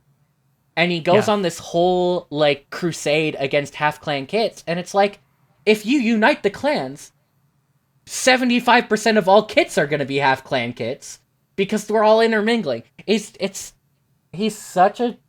Obviously, he's just saying all of this stuff to try and appeal to the other cats. It's nothing that he truly believes, and he knows as soon as he has power, he will flip and be his true cruel self, which he does in Tiger Clan. It's almost like he just has a personal vendetta against these specific cats, and so he's trying to think of some justification. He's doing anything he can to get as many people on his side as possible. And, dear listener, you may realize, before we even have to say that this is a very accurate metaphor for real-life fascism and authoritarianism. This is exactly what leaders like that want to do. He says a lot of stuff about how Star Clan called him to make Shadow Clan great again, and I'm like, we're really hitting that nail directly on the head. The implications. I guess we can get into it. Like, this gathering doesn't go great. It gets interrupted by a storm, like a very severe one. Everybody goes home without Firestar being able to tell the gathered cats about Tigerstar's past treachery. And Cinderpelt says, sometimes a storm's just a storm, right? Like, we'll find our time. And instantly, after that, basically, Gray Stripe is like, if they're in an alliance together, I'm really worried about my kids. Can we go check on them? And Firestar's like, sure. And Gray Stripe's like, can we go now? And Firestar's like, yeah, sure. He just gives into his little twink boyfriend so easily. Yeah, exactly. He really cares about Gray Stripe, and there's a bit where Firestar is like weighing how much he cares about his friend and how much he wants him to feel okay with. Can a leader just do this kind of shit? Obviously not. And Gray Stripe's like, I knew you wouldn't listen. And Firestar's like, I'm listening. Talk to me about this. I'm just leader now, bro. Yeah. He literally says, like, think about it's a little implications. different. Yeah. And he says, like, okay, we'll go. I think he says, does he send Bramblepelt to go? Bramblepelt is sends not one of a real warrior cat. One of the two B cats, either the warrior or no, it's Bramblepaw, because they're out. He sends he's out with Bramblepaw right now, I think. to go tell Whitestorm that he'll be gone, but not what he's doing. He's like, don't tell Whitestorm, and I find that so funny. It's like, you just made him deputy. You're already lying to him. Back on your old shit with Greystripe, but they go to try and infiltrate River Clan camp in order to find Greystripe's kits and check on them. And along the way, or does Ravenpaw leave with? Along the way, they see Ravenpaw, right? Ravenpaw's coming to the camp to pay respects to Blue Star. Right, Ravenpaw's already there. Earlier. Yeah, and he decides to go with them, hinting that he might miss the adventure a little bit, which is really cute. I love this bit. I love this trio. It's our first time with them since book 1. It makes me the so original happy. trio. It's so nostalgic they to me for this book that I read only like a year ago. But man, it makes me so happy to see the Three Stooges together again. Me too. They do a little sneak mission, and they very quickly realize once they're in River Clan territory that there is something weird going on, because there is a stink on the air, and it is not coming from River Clan camp. They follow it carefully to like a newly made clearing. It looks like the start of some sort of new camp, kind of, that, to Firestar's horror, has a huge pile of bones in the middle, just like from his prophetic dream. It's all prey bones, stripped of their flesh, and also just rotting corpses. They're just like collecting prey to let it rot, I guess. They not really dammed clear. up the river with a pile of rotting corpses. Ugh. Imagine if beavers did that. That would gruesome. suck. Yeah. Yeah. That's really awful. Luckily, Firestar notices there's no cat bones in it, like in his dream. It's just prey bones, but it is still scary. And we get this very pivotal scene. So yeah, they stumble upon the Bone Hill, and Tigerstar, they suspect that he's constructed this to mimic the High Stone or the High Rock in ThunderClan camp. He's addressing Tiger Clan, and he's set up like a prisoner execution ground where he is on his crusade against half clan kits, and they bring out Stormfur. By the way, Darkstripe is there. Should mention they see Darkstripe. Also, there. he's here. Yeah. Also, he's here, and Firestar's like, I knew it, shaking his fist. I fucking knew that guy would be here. It's Stonefur and Greystripe's kits. They are named on this synopsis. Thank God. Featherpaw and Stormpaw. I'm pretty sure I knew their names, but never hurts to double check. And Tigerstar demands that Stonefur has to kill these two half-clan apprentices to prove his allegiance to Tiger Clan. And this is one of those moments where Leopardstar has an opportunity to do something, because Stonefur turns and says, I don't take orders from you. I take orders from her. And turns to Leopardstar, who this entire time has said nothing. Yeah. And then she's finally like, I agree with Tigerstar. Oh, come on! What do you mean you agree with us? She says, like, we are one clan now, and he is the leader. It's like, what? Yeah, it sucks you bad. are complicit in. They're really doing the ethnic cleansing in the cat book. Like, I did not expect this. Yeah, I was it's just where a lot following of- orders. It's where a lot of YA like stuff goes, right? This is straight out of Harry Crazy. Potter, straight out of like the idea of like half blood, pure blood versus like muddied blood is like very common in this type of thing. But I just didn't expect it in the cat book. And we're here supposed to be forgiving Leopardstar. No, We're here supposed to be Leopardstar has forgiving not Leopardstar been forgiven. The after- Warrior Stars in the Making the Warriors podcast has not forgiven Leopardstar.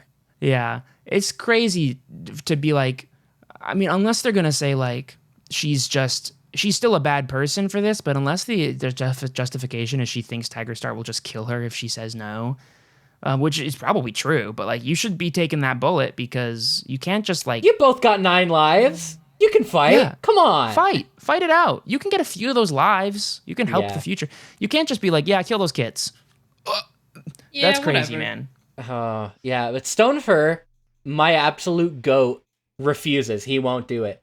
And so Tigerstar sends Baby Killer 3000 to kill Stonefur, and he cannot do it. He cannot. Stonefur is like running circles around Darkstripe. He's And getting he his hasn't ass handed eaten to in him. like a week. Like they have purposefully weakened the half clan cats. And yeah, Darkstripe cannot kill Stonefur. It takes Blackfoot getting involved. And then Darkstripe like weasels up to Tigerstar. He's like, I can kill the 2 apprentices. Let me do it. And Tigerstar's like, dude, come on. Dude, come on. You couldn't even kill a weakened warrior and you think you can take 2 apprentices? Oh Hey, my god. Hey, you're being So cringe. brutal. Darkstripe, It's like you're being cringe. not even Tigerstar likes Darkstripe anymore.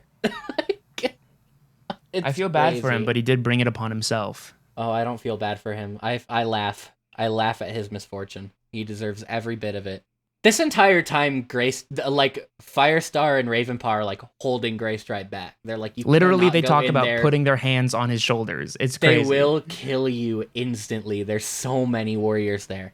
But in the aftermath, they follow Stormpaw and Featherpaw back to the hole that they're living in. They just live in a hole in the ground. Abandoned fox den Yeah. is what they describe it as. Who's guarding? Jagged Tooth? Jagged Tooth. Another traitor of sorts. Jagged Tooth Somehow. was They call him a Shadow Clan warrior. Right, but they call him a traitor multiple times for some reason.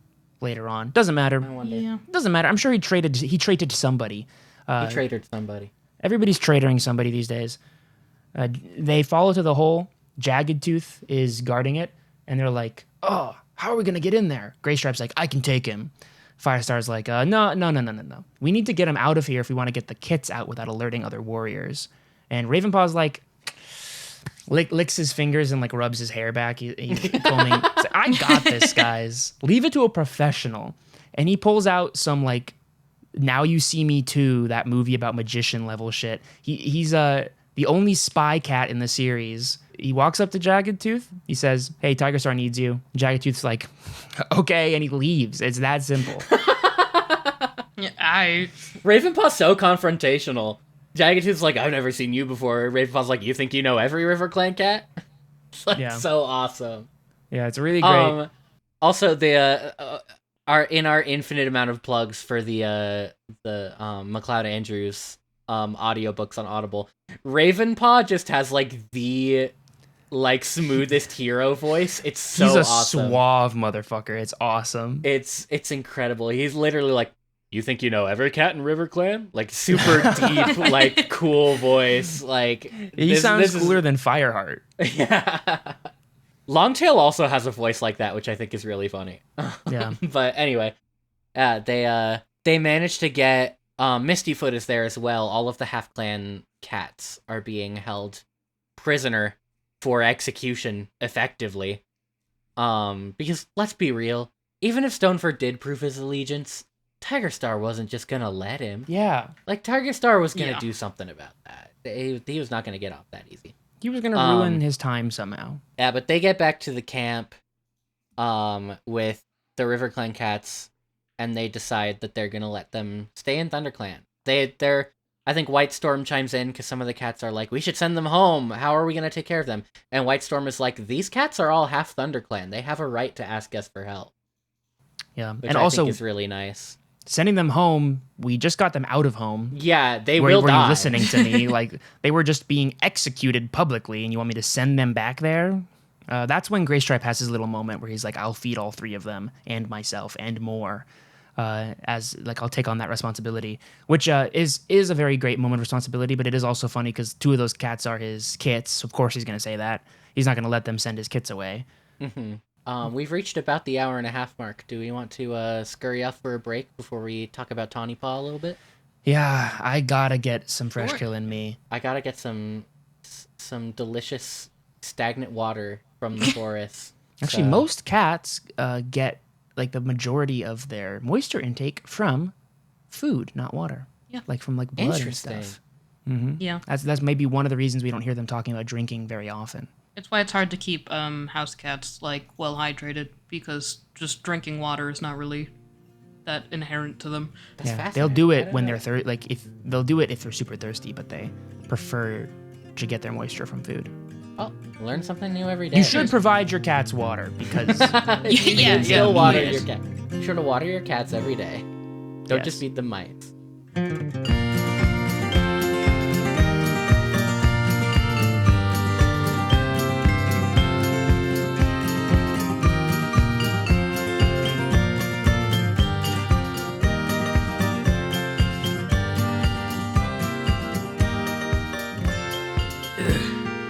Cats. I'm so full of stagnant water. I'm so full of. That's basically what I'm drinking. I mean, I'm the drinking something water. much better than stagnant water. You ever do it drinking dew from the mountain? Hey gang, we took a short break. I got half a protein bar, a Dr. Pepper, and a little juice. So how's everybody else doing? I got a water bottle. Where did it go? Oh, it's right here. I ate a bunch of sunflower seeds. Oh yeah. Earlier, before all of the stuff happened with the Bone Hill and the Tiger Clan camp, there's a short scene of Tawny Paw where one of the elders was being mean to her because she's Tigerstar's kid. Kind of fucked up. Yeah, and Bramble-Paw's like trying to calm her down, and Firestar's trying to calm her down, and then at that moment they're not able to fully resolve that because all of the Gray Stripes kit stuff happens. Also, it's implied that this has been going on for a while, and that it's just now boiling over. Yeah, I think that one of Firestar's failings in this book, and just like with Bramblepaw and Tawny Paw, is that he focuses a lot on Bramblepaw, because Bramblepaw looks like Tigerstar. I think Firestar identifies more of Tigerstar in Bramblepaw. You know, they're both Toms, they look the same. That's pretty much it. But and they sort of neglect Tawny Paw's feelings about it. You know, we're not really sure how. Who is Tawny Paw? Opening up the allegiances. Brackenfur. It's Brackenfur. And he cares a lot about her. He's always trying to make sure to do right by her. Yeah, we don't really know how vocal she has been about her worries about Tigerstar in the way that Bramblepaw and Firestar now have been with each other. But it seems like she's been a little bit neglected on that front. Maybe bottling it up. Yeah. Which is, not, it's understandable. Understandable, yeah. But by the time they get back from their excursion to Tiger Clan, Tawny Paw's disappeared, and everyone's freaking out about it. You know, Brackenfur's freaking out, Bramble-Paw's freaking out. They organize a patrol to go find her. They don't send any other cats with her when they track her, so they come to the conclusion that she left on her own. They just don't really know where or why. But Firestar's deepest fear is that she has left to go join Tigerstar in Shadow Clan. And once again, we don't really have time to dwell on that, because the final event of Firestar's worst day ever occurs as Mudclaw, shows up from Wind Clan, all bloodied and beaten, and says that Tiger Clan's attacking them. I am not Mudclaw's biggest which is fan. like, they're like, this is fucked up. Like, they told us we had so many days to figure out whether or not we wanted to join them. Why is he attacking them now? Mm-hmm. They're very worried that they're not gonna have time to get there. And something very funny that Firestar thinks is, this is not the first time we've rushed to Wind Clan to protect them from an alliance of River Clan and Shadow Clan. And I'm like, oh yeah, that was the end of the second book. I forgot about that. Yeah, it's like one of the many Aaron Hunters making fun of a different Aaron Hunter. But yeah, they get there and it's too late. The cats of Tiger Clan have already destroyed the camp and left, and there's pretty much not a single cat in good shape left in this camp. Yeah, at least not uninjured. Luckily, it seems like their plan wasn't to like fucking murk everybody, because then they'd probably be murked. They wanted to send a message, and apparently the way that Tigerstar mainly did that was by holding down Gorsepaw, the apprentice, in the middle of the camp for all to see, protected by warriors, and brutally murdering him as a lesson to everybody else as what would happen if you didn't join Tiger Clan. Yeah, so he just kills a child. This kills made me another sick to child. my stomach. Yeah. Now that's Baby Killer 9000. Baby Killer 9000. That's Baby Killer New if he model. was actually good at it. Darkstripe was never actually able to kill any babies. Yeah, it's really sad because like Fireheart has this history with them, because in book 2 when they brought River Clan back, that's the kit that he carried across the Thunderpath. That's so sad. And he sees his mother, Gorsepaw's mother, Goldenflower. Morningflower. Morningflower. What? Fuck. Goldenflower is a Thunder Clan warrior. God damn it. He sees Morningflower mourning her child, and thinks back on the way that he helped her get the kit home safe and everything they've been through, and it really re-ups his hatred for Tigerstar. And they use this as a moment to talk to Longtail. Sorry. Fuck. I'm losing my mind, guys. Star. I was locked in with the cat names, and then the break made me lose them all. They take this moment as an opportunity to talk to Tallstar, and they start to develop the idea that they might actually want to form their own alliance, because standing alone against quote-unquote Tiger Clan, they don't seem like they're going to stand a chance. Is this the part where Tallstar is like, then we will form the mighty Lion Clan to combat Tiger Clan?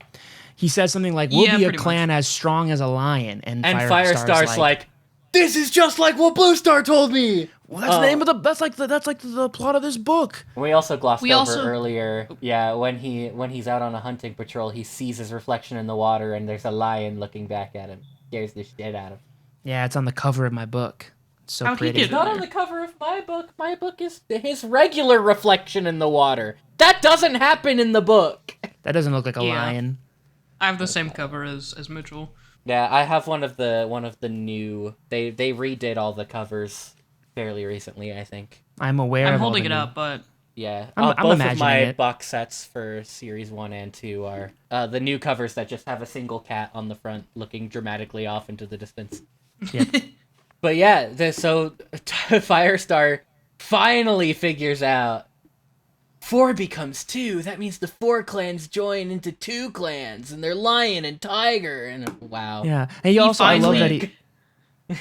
Go ahead. he finally beat the connect the dot puzzle. He finally got it. I'm so proud of him. Yeah, he decodes this like incredibly easy cipher.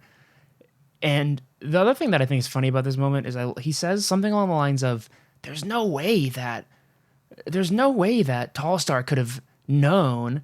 And in my head, the very first thing I thought when I said that was like, why couldn't Tallstar have a prophetic dream also? Like, you're assuming Tallstar doesn't get these? He's also a leader. That's He could have known, or he could have like been having the same dream. He should have been like, I think hey, Firestar also forgets that other people could talk to StarClan.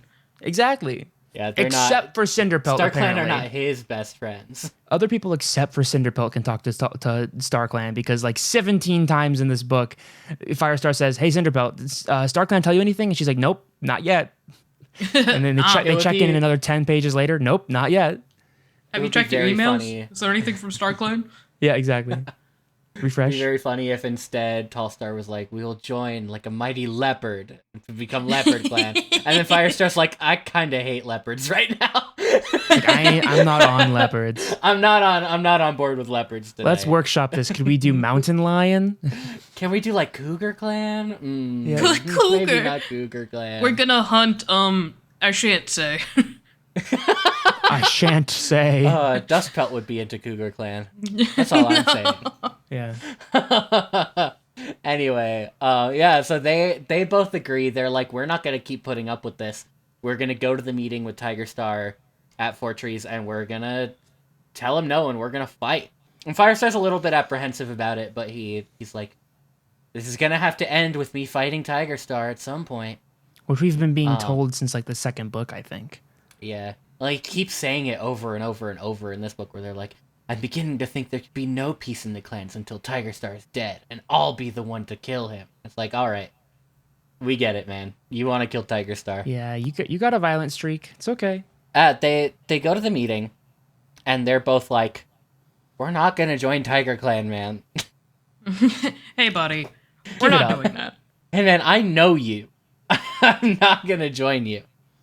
And Tawny Paw is there, so that it confirms the suspicion that Tawny Paw was taken, or that Tawny Paw went to Shadow Clan, and Tigerstar says, Tawny Paw wisened up and came to join me of her own free will.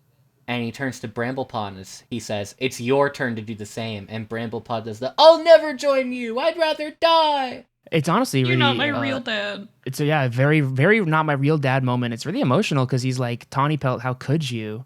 And he's like, why would I ever join you, Tigerstar, after everything you've done? Mm-hmm. Which I knew that their relationship was developing, but I didn't expect that level of commitment, and it was really nice to see. And the other thing is that, like, going along with something we mentioned earlier, they kind of show or imply that Tawny Paw might be stuck in like Tiger Clan out of fear now because she's unwilling to meet Firestar or Bramblepaw's eyes.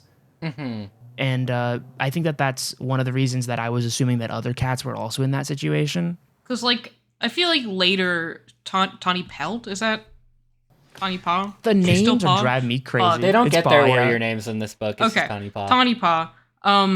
Is that, like, she doesn't feel like she fits in ThunderClan. Yeah. So Yeah. even though she's not sure that Shadow Clan is the place for her, she feels like she deserves to be in a clan where her father isn't hanging over her head all the time, where she can be herself and make her own warrior Yeah. like legacy.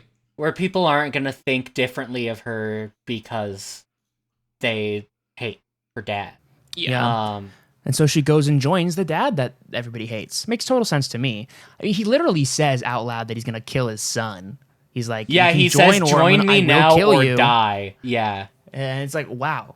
If you imagine if you left your brother, who you had a good relationship with, and then your dad was like, "I'm going to kill your brother," and you were like, "I think I made the wrong choice, guys. Man, I guess you have to. Let's chalk this one up to a loss." And at the meeting goes south as Tigerstar calls in the biggest group of cats this forest has ever seen. Blood Clan has finally properly arrived. There's a really funny bit where Firestar sees Bone, who's like the big black and white cat that Tigerstar also met in the prologue. And he's like, this must be the leader of Blood Clan, as he's standing right by Tigerstar. And then this teeny, scrunkly-ass little black kitty walks up next to Tigerstar, and Firestar's like, who the hell is it? This must be their medicine cat? Yeah.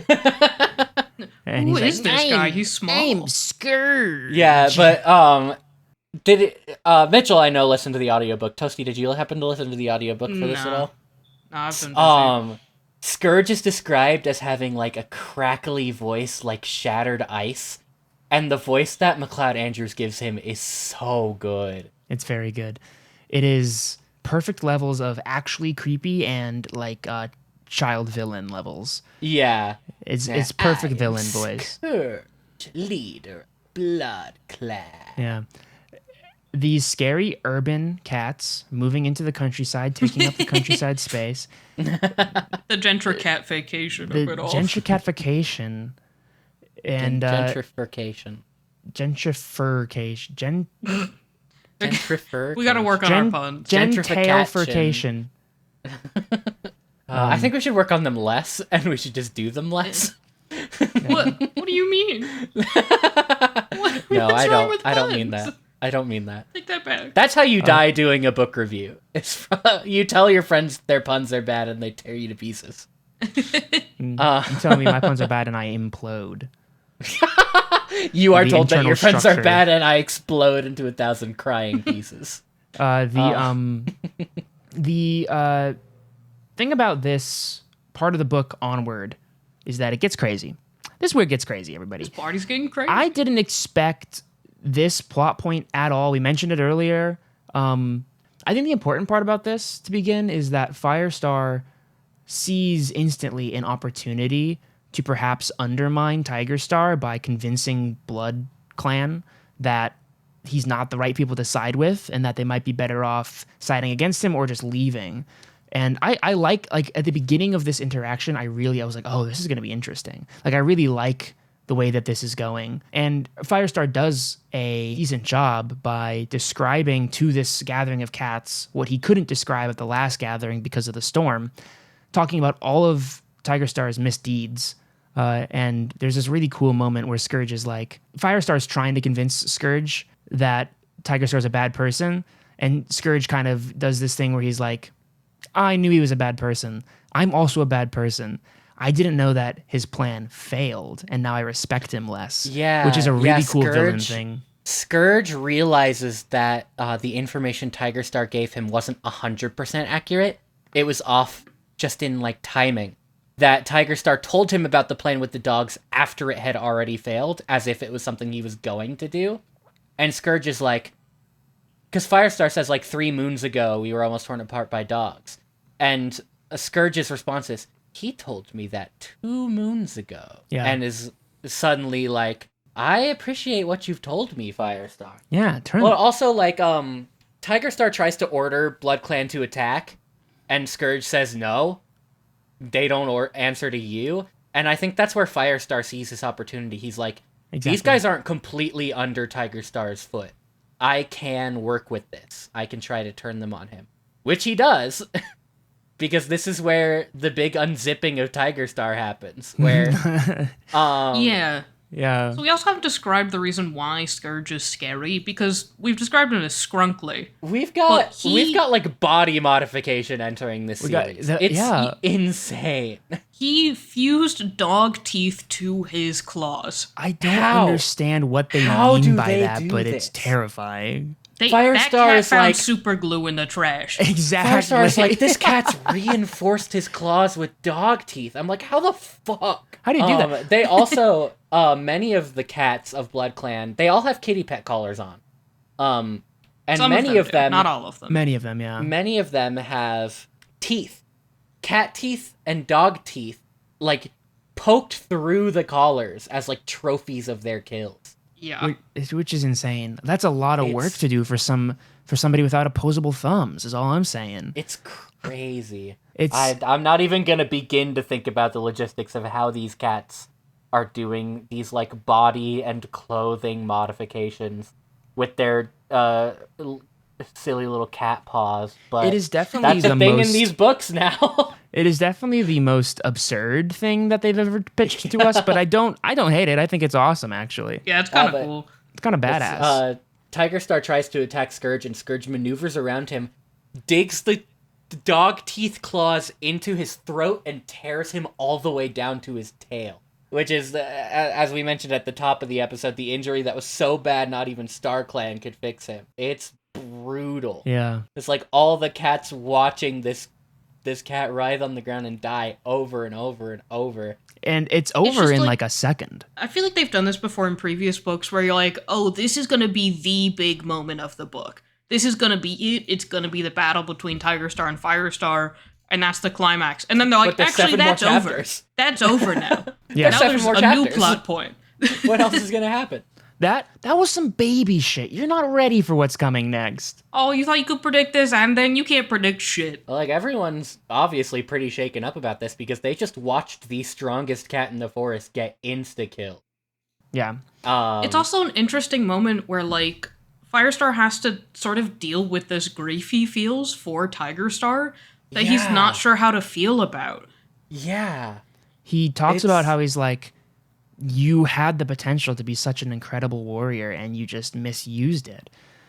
He's like, you had admirable traits. Like, ambition is not a bad thing, and you were strong and intelligent and in a way loyal. And he's like, I would never wish this fate upon any cat watching you Well, it's writhe also here. like, despite the fact that like Firestar and Tigerstar hated each other, they still had that strong attachment, even if it's a negative feeling. It's like the Joker and Batman. It's like if Batman dies, the Joker. How does the Joker feel about his like lifelong enemy suddenly being gone? There's still like a hole being left there. And True. To me, like it's a more certain like kind of grief in that. it's exploring grief for people that you don't like, which is such an interesting concept to take on as a like children's novel. Not very of, heavily like, touched upon. Yeah. Just like people that have hurt and abused you will some point die, and you will probably still grieve for them, whether or not you want to. Yeah, it's a very interesting phenomenon, a very interesting feeling that I love. I love that it's explored in this book. And like even like through Bramblepaw in the aftermath when they're heading home, Firestar's like, Bramblepaw looks sad. I wonder why. I'm like, come on, man. His dad just He just died. watched his evil dad die over and over and over. He's like 8 moons old. It's just like never He's in my 3 lemons tall. never in my life would I have expected them to explore this complex feeling of grief. I thought they were just gonna be like, oh sweet, he's dead, awesome, let's high five now. And Because Bramblepaw's very much like, obviously I don't want to continue to live in the shadow of like the terrible things my father's done, but I didn't want to see that happen to him. It's still an awful thing to go through. I cared about. He says that he cared about him, and I think that the fact that Tigerstar dies in this way is part of what allows them to do this interesting grieving process. Which is one of the reasons not that a I triumph. can forgive it. Yeah, because I think that if they did the classic like battle, like hardcore, it's just Firestar and Tigerstar battling amongst other cats, and they have to end this Kato e Kato, like old-fashioned style. I think that they would have really opened the door for something you see a lot more often, where it's like, you know, at the resolution of a conflict like that, there's this moment of like, you know, not relief, I guess, where you're like, it's over, like it's finally, like that breath that you have after a conflict like that is something that you explore in a lot of media, and this is something that you don't explore in a lot of media. So I like that it's here, even though I do think it's a little bit, we got led on a little bit. We did not really get for sure a good resolution between their characters. Like, they could have had a good resolution between their characters even if they didn't get this final battle. I feel like that could have been handled better, but you know, I don't hate it. It felt a little anticlimactic, to be honest. A little rushed, maybe. Yeah, it didn't feel as satisfying as I was hoping it was going to after like 6 books of build-up. Yeah, for sure. Oh, I feel that. Not to say it's bad, but yeah, it could have been. It's just handled. not quite what I would. No, I don't think it's a bad choice. I think it's an interesting choice, and I think it's a good direction to go in.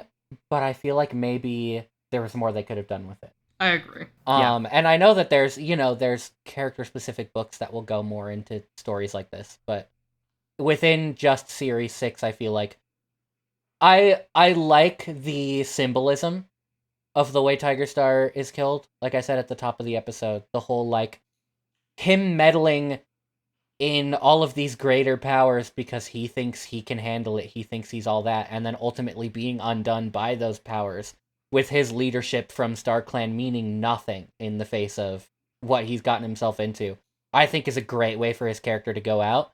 I think the only thing that really suffers is his relationship with Firestar. I mean, yeah. And I guess the other thing that annoys me about it is the way that I am expected, or like the book expects me to be really scared of BloodClan now. And like, I understand that they just did this, so like I understand I should be scared, but that's not really how that emotion works in media, right? Like, if you want, like, I was much more scared of Tigerstar because I saw this rise and this growth. Just because BloodClan comes in and fucking murks the scariest guy doesn't mean that I actually feel scared of them. It just means that I know I should be scared of them. And so I don't really like care about the threat that they pose. And like, I don't really find Scourge that interesting. And that's the only problem. It's like if in Star Wars, the extra evil Empire came in and murked the Empire at the very last movie, and then Luke Skywalker was like, actually, I gotta murk the actual evil Empire. My bad. I thought I was fighting the real bad guys. Turns out it's different bad guys. This is part where I started to feel a little disconnected from the book, where I was like, I don't know if I care as much about the resolution with BloodClan. Like, I care and I'm gonna finish the book, but like, I also needed a second to grieve for what we just lost in that very fast moment. Yeah. I cared about our characters and seeing how the story wrapped up, but I didn't. The thing about a good conflict in a story like this is, you know, there are many aspects at play, this being a children's, like, or a young adult novel, as well as just, you know, storytelling in general. Most stories have like a generally happy ending, right? And I never thought that like everybody was gonna die, but you know, one of the hallmarks of a good conflict is that you still like worry about that, even if you're pretty sure it's not gonna happen. But as soon as this happened, I was kind of like, okay, well, they're gonna beat BloodClan, obviously. Like, I knew in my heart they were gonna beat TigerClan, but I was like suspending my disbelief in order to embody that fear. And now I'm like, well, they're going to beat BloodClan, so it's like, whatever. I think what this book is missing is the catharsis. Yeah. Like, this is 6 books of buildup of highs and lows, and I just don't think this was the emotional release that was necessary for the end of the series. Like, it feels like it goes out with a fizzle instead of just that sort of soul-wrenching feeling of, like, release, you know? Yeah. Although I did really like the very, very last, like, bit, which we'll get to. Yeah.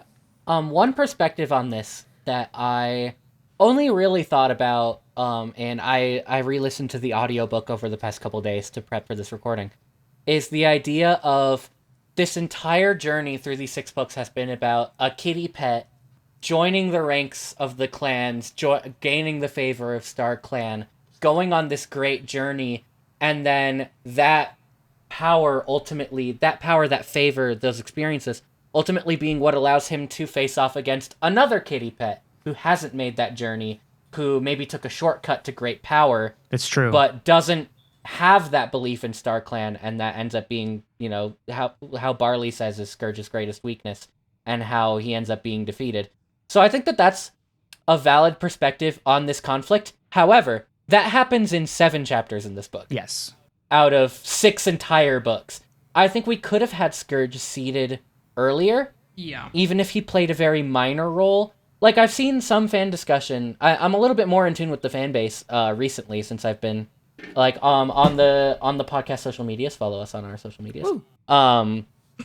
Sort of seeing some of the discourse and people talking about, like, fan fixing Scourge into being, like, maybe an old friend of Rusty's before he joins the clan. Ooh, and that would've been cool. having their journeys go off and then divulge, and then maybe following Scourge specifically in a separate book or in some other fashion. It just felt like which could be cool. In a series that's been so thoughtful thus far, with like planting the seeds for future story, that this just came out of nowhere. This feels a little bit like subversion for the sake of subversion. Yes. Yeah. Like a twist for the sake of a twist.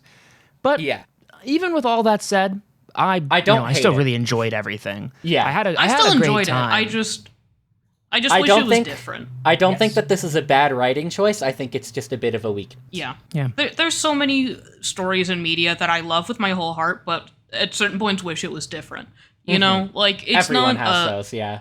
It's not a discredit to this book, and I don't dislike it or hate it or anything. In I fact, just wish it was a little different. You know, they say the bell curve, love and hate is like a horseshoe. They're closer than apathy. Yeah. If I didn't care about any of it, I wouldn't care if it was different. I only wish it was different because I love this series so much. Yes, for sure. Exactly. Yeah, and at all times I want to see it being as best as it could be. And it still comes very close. And I'd say that despite this twist for the sake of a twist moment, or that's how it feels at least, they do a really good job tying everything up in a way that's still satisfying in every other way at the end of this book. After this death, we have a sequence of the closest you can get in a young adult novel to the training montage of your classic action movie. So, in the immediate aftermath, Scourge says, "I'm taking over this forest still because that's what Tigerstar promised me. I'm not going to leave just because he lied. You guys have 3 days." He said, "I'm sick of eating scraps. Yeah, he says, I want food." Yeah. "This forest is full of mice. We in the two-leg place, we eat garbage. We'll never have to worry about food again if we can have this forest." He gives everyone 3 days, similarly to Tigerstar. Get out of the forest, or we'll kill you, basically. Yep. And so yeah, they do their big training. Their gather the team montage, their training montage. Yeah. Greystripe takes over training of the general ThunderClan warriors to re-up everybody's abilities to fight. Firestar asks Sandstorm to train the kits to protect themselves a little bit. Cloudtail continues to work with Brightheart on interesting Oh yeah, new we haven't moves. really talked about that at all. That's true. We didn't talk about that. That's a really great moment. Yeah, we could talk about that now. The book... Brightheart throughout this book is, after pretty egregious in the last book of we have a disabled character, we don't know what to do with them, let's just kill them. Multiple times, in fact. We have another disabled character who says, repeatedly throughout the book, Firestar's like, even though she'll never be a warrior in the proper way, she still has a place in ThunderClan. But Brightheart and Cloudtail work very hard to prove that Brightheart can still be a warrior in the proper way. And she develops her own, unique fighting style, taking advantage of her blind spot to lure opponents in. It's to really gain good. an Yeah, it says advantage she, over them. weaves back and forth really fast in, a confusing manner. It's so cool. Zigzag, zigzag. Firestar's like, these moves are actually, really good. You're getting one over on me. We need to teach these to the rest of the clan. Yeah, she gets one over on Dustpout. She gets one over on Firestar and Yellowtail. Fuck. What are their names? Sandstorm, Firestar, Dustpout. She's getting one over on everybody. And eventually Firestar's actually like, honestly, one day you will also, be sleeping amongst the warrior den. Like, you're really proving yourself. Yeah, he's like, which is fantastic. You're fit to be a warrior still. Because she worked really hard at it. It makes me very happy after some of the things that were said and done in the last book in regards to characters with disabilities or injuries. Yeah, Mr. Hawk. Mr. Hawk. The ableist Hawk. The ableism Hawk. Actually, top 5 favorite characters, ableism Hawk. After we praise that sounds like a One Piece name. After we praise the writers for their dealing with Cinderpelt, they immediately pulled out fucking ableist Hawk. Ableist Hawk. Remind us that these books were written in like 2005. But yeah, as they're prepping, Firestar starts to go through sort of a condensed version of the arc that Blue Star went through. With he's doubting StarClan. He's like, this could have all been avoided if you hadn't interrupted me when I tried to tell the other clans about Tigerstar. You all rule the forest. What gives? And Blue Star herself appears to him and says, StarClan does not rule the forest. We live in the forest with you. We guide. Yeah. We merely guide. During this big emotional moment, Firestar realizes that he needs to go and talk to the remains of Tiger Clan. Because nobody is safe from Scourge, and if they can get as many allies on their side as possible, they can. So they go over to the Bone Hill. I think they're like cleaning up the Bone Hill. Yeah. Right? Yeah. Yes. The remains of Tiger Clan are living at the Bone Hill because they kind of self-exiled themselves there, leaving the remains of River Clan Blood camp Clan for is everybody. occupying, Yeah, Blood Camp is Shadow in Shadow Clan Clan territory. So all Shadow Clan queens, kits, and elders are, moms? What do they call the moms again? Queens. Queens, kits, and elders are in the River Clan camp, and everybody else is just like fucking ragged, living at the bone pile, having an awful time. Firestar gets there and he's like, I got here. I don't even know if these cats are going to be useful in a fight watching them. And he has a very, honestly, pretty long discussion with Leopard Star about like his plan, the faults that he saw with her plan. It's a very indicative discussion of like the way that he's been characterized now as like, he's a leader now, right? This is the type of discussion he has to have with other leaders.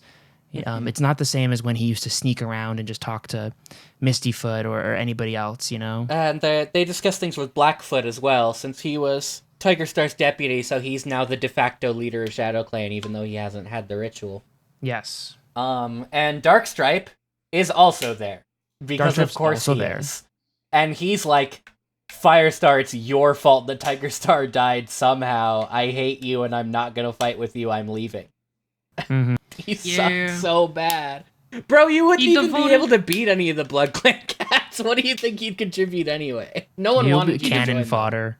He devoted his entire life to Tigerstar, and then Tigerstar died.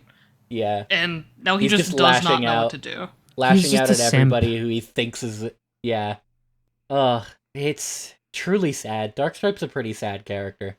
Yeah, his death later I hate him. is his death I hate is him and I love hits him. hard, but yeah. Yeah. Eventually they do convince the rest of Tiger Clan that they have to unite. And so now the plan is, instead of getting our ass handed to us by Blood Clan, we'll all try our hardest to defeat them and run them out. Mm-hmm. And while they're at the Bone Hill as well, they get to talk to Tawny Paw. And Tawny Paw outlines her reasons for leaving, exactly like we talked about, how she confirms that it was her choice. She wasn't just doing it because she was afraid. She believes that she never would have been treated right in ThunderClan. She never had a place. But in Shadow Clan, the Shadow Clan warriors will respect her for being Tigerstar's kit.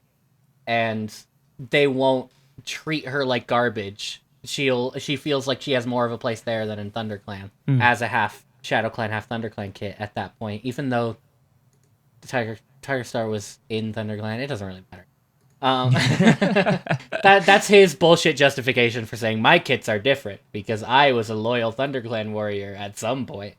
Whatever, man. You make up your own justifications when you're a Tawny authoritarian Paw, ruler. Because Bramblepaw really wants Firestar to invite her back to ThunderClan, but Tawny Paw doesn't want to, and she also blames Firestar a little bit. She says that I know you never trusted us, the same way that Bramblepaw did in the last book. And Firestar apologizes. He says, "You're right, actually, and I'm sorry for that." Firestar doesn't run away from his flaws, which is nice. He owns up to it. New for him. New emotion unlocked. Yeah. Honesty. It's a very good scene between all three of them. But yeah, eventually Leopard Star and Blackfoot agree to join up with Lion Clan to fight off Blood Clan. Yeah, not much. I mean, it's a really tense few chapters, but not much happens. And then eventually they got to go to this meeting. They all meet up. They watch Blood Clan pace menacingly in a single file line out of the bushes across the clearing that they're going to fight in. And they go have a conversation with Scourge. They're like, we're not gonna fight, or we're not gonna leave. In fact, we don't have to fight. You could leave. Firestar says, if you want to rethink your actions, like, I'll give you that chance. You can leave, which is a really cool hero moment. Very classic. I've turned the tides on you, and now I'm the confident one, and I really liked that. It feels like he's a parent counting to 10. Exactly. It really does. Counting to 9 also lives. just like a battle tactics wise, doing that shows a confidence that might unnerve the Cats of Blood Clan. Just like, indeed, yeah. He's saying that he's talking like he's the one in control here. And this is probably the best battle that they have in the whole series so far. It's the most that they like stay on a battle. Yeah. Most of the battles are over pretty quick. Usually the battle just focuses on like Firestar or Fireheart fights this cat, Fireheart fights this cat, and then the wet-bellied cowards run away. This is a little bit like a Marvel moment, like everybody appears from the portals. It really is. We get a shot of everybody fighting. It really is. But it's really effective because we actually care about all these characters. Some highlights for me, they talk about 3 apprentices tag teaming to work together to take down Bone. It's 6 of them. It's so many of them. They pile on him so you can no longer see him, and then eventually Firestar notices that he stops moving. These fucking 6 kids murk this huge guy. They Pikmin'd him. They Pikmin'd his ass. Throwing my apprentices at the big cat until he dies. How many apprentices do you think that'll make when I bring it back to the ship? Exactly. And they say that they're on Bone until he stops moving, and then they all howl triumphantly. And I'm like, these kids just murdered somebody, and now they're like, yeah. That was one of the few things I made a note about, just because I thought the vision of all these tiny cats bouncing around. Yep. And then, because I still imagine the apprentices as being like little tiny kittens. They're pretty small because it's 6 months. They're still pretty small. Yeah, and they chase off more warriors. So these apprentices are fucking crushing it. There are a few deaths, but there's nothing absolutely huge except for, I guess there's one. There's one huge death. White Storm dies. Yes. White Storm has so many death flags leading up to this battle. Yeah, it's very obvious he's not making it out of this. Yeah, they fire in the moment where they have like their heart to heart, where White Storm is questioning if going to battle with Blood Clan is the best idea. Firestar is like, it just settled into him how old the warrior looked, and that many other warriors would have joined the elders by his age. Also, a really cool moment during this is White Storm dies, and he's like, you know who your deputy has to be. Mm-hmm. It has to be Grey Stripe. And then he names him the new deputy mid-battle, and everyone shouts triumphantly, and then goes back to just like... It's really good. wrecking it's so shit. Good. It's really good, although I will say, White Storm, that's not your job. Usually, I don't think a deputy typically does that, but I think Grey Stripe definitely appreciates it, because he wanted that. Well, deputies don't often get to have an opinion in the naming of new deputies, because new deputies are only named when the old one is dead. It's true. Usually your leader isn't directly over you in the heat of the battle. But it's a great moment. White Storm comes full circle as like such a good mentor character. I love White Storm. Even in these last moments, from book good one, advice. he hasn't changed as a character at all. He's just been consistently just really great for this entire series. He will be so missed. Yeah. There are some other named deaths, but nobody that's like been super big. And there's a lot of really, really beat up deaths. No other important named characters die. Grey Stripe kills some nobody that attacks Firestar during the battle. Yeah.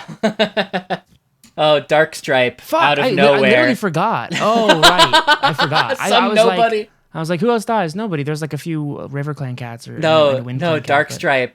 Darkstripe, in one final fit of pathetic desperation, tries to kill Firestar.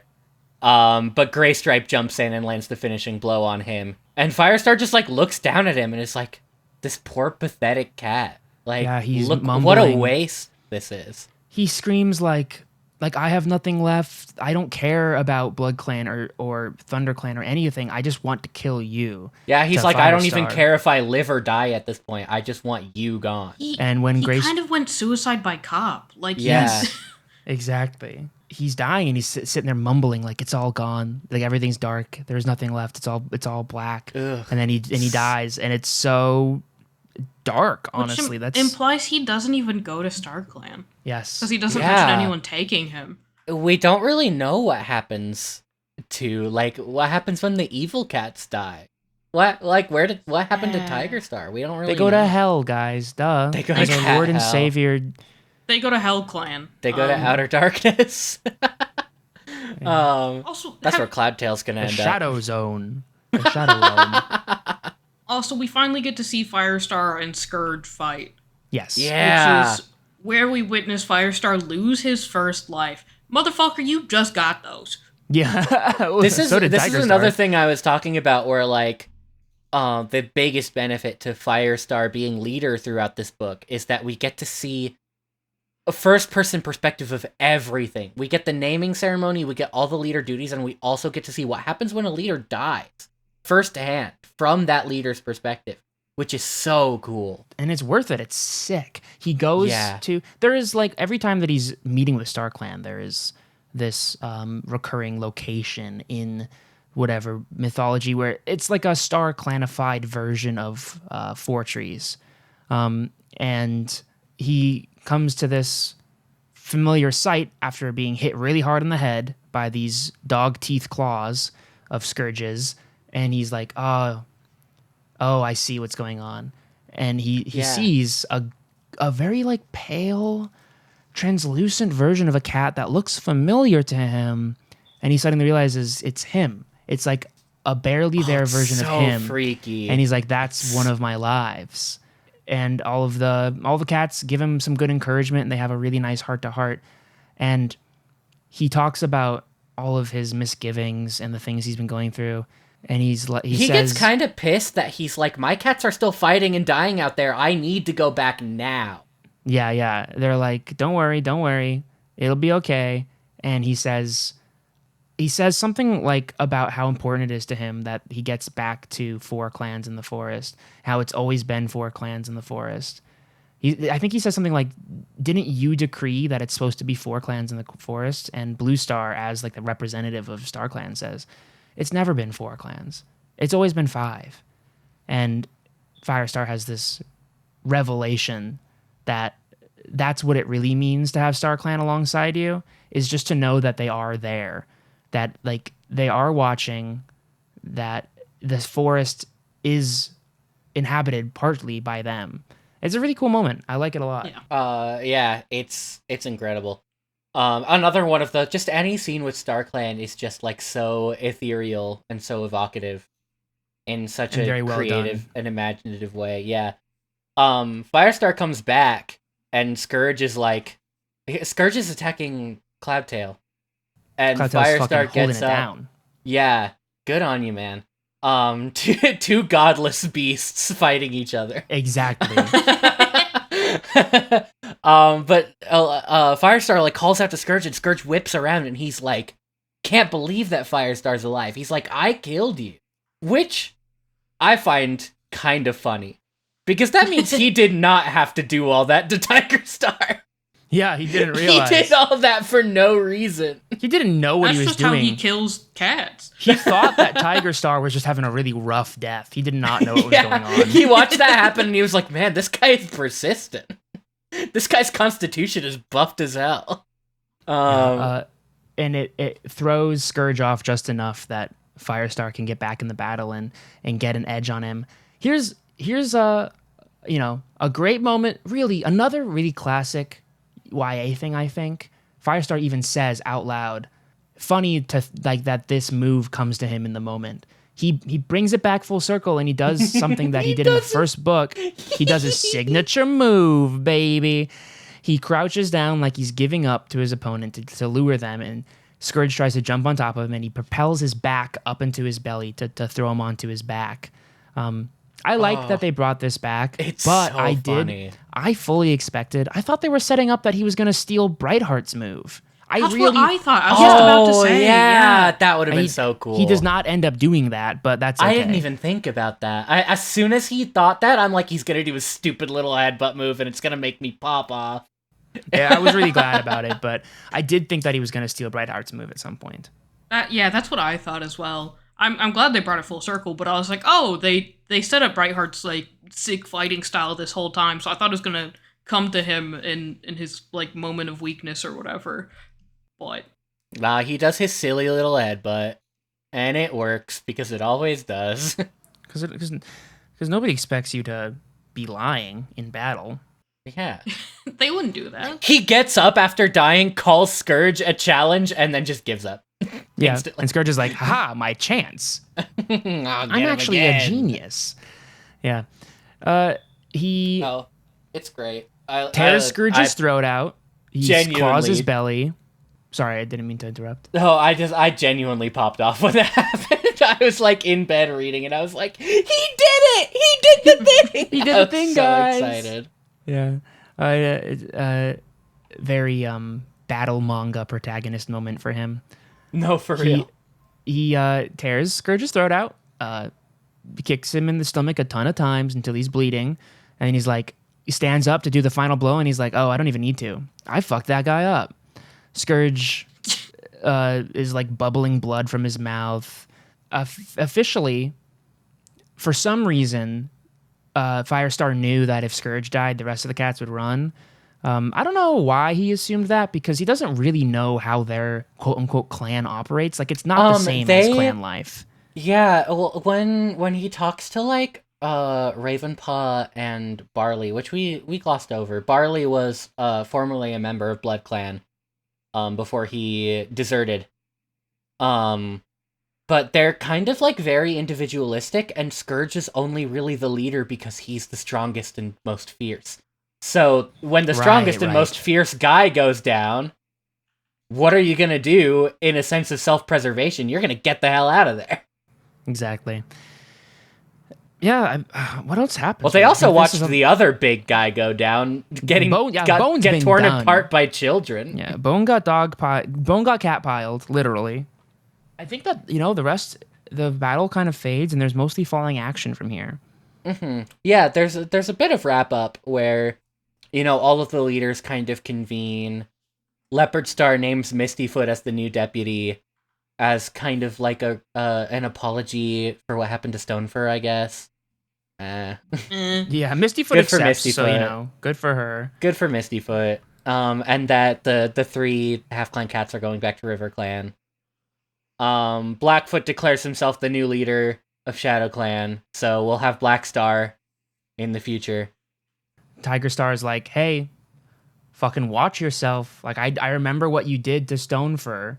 And he's like, he makes a face like, ooh, oopsie. And they have a really, really nice moment with Tallstar. I really liked that resolution. I love Tallstar in this book. Tallstar's great. Tallstar is nowhere to be seen at first, and Firestar's like, oh my gosh, well, what happened? They all come running back to camp, like a bunch of Wind Clan cats. And he's like, oh, what's wrong? Are the Blood Clan cats chasing you? And he's like, no, we chased them.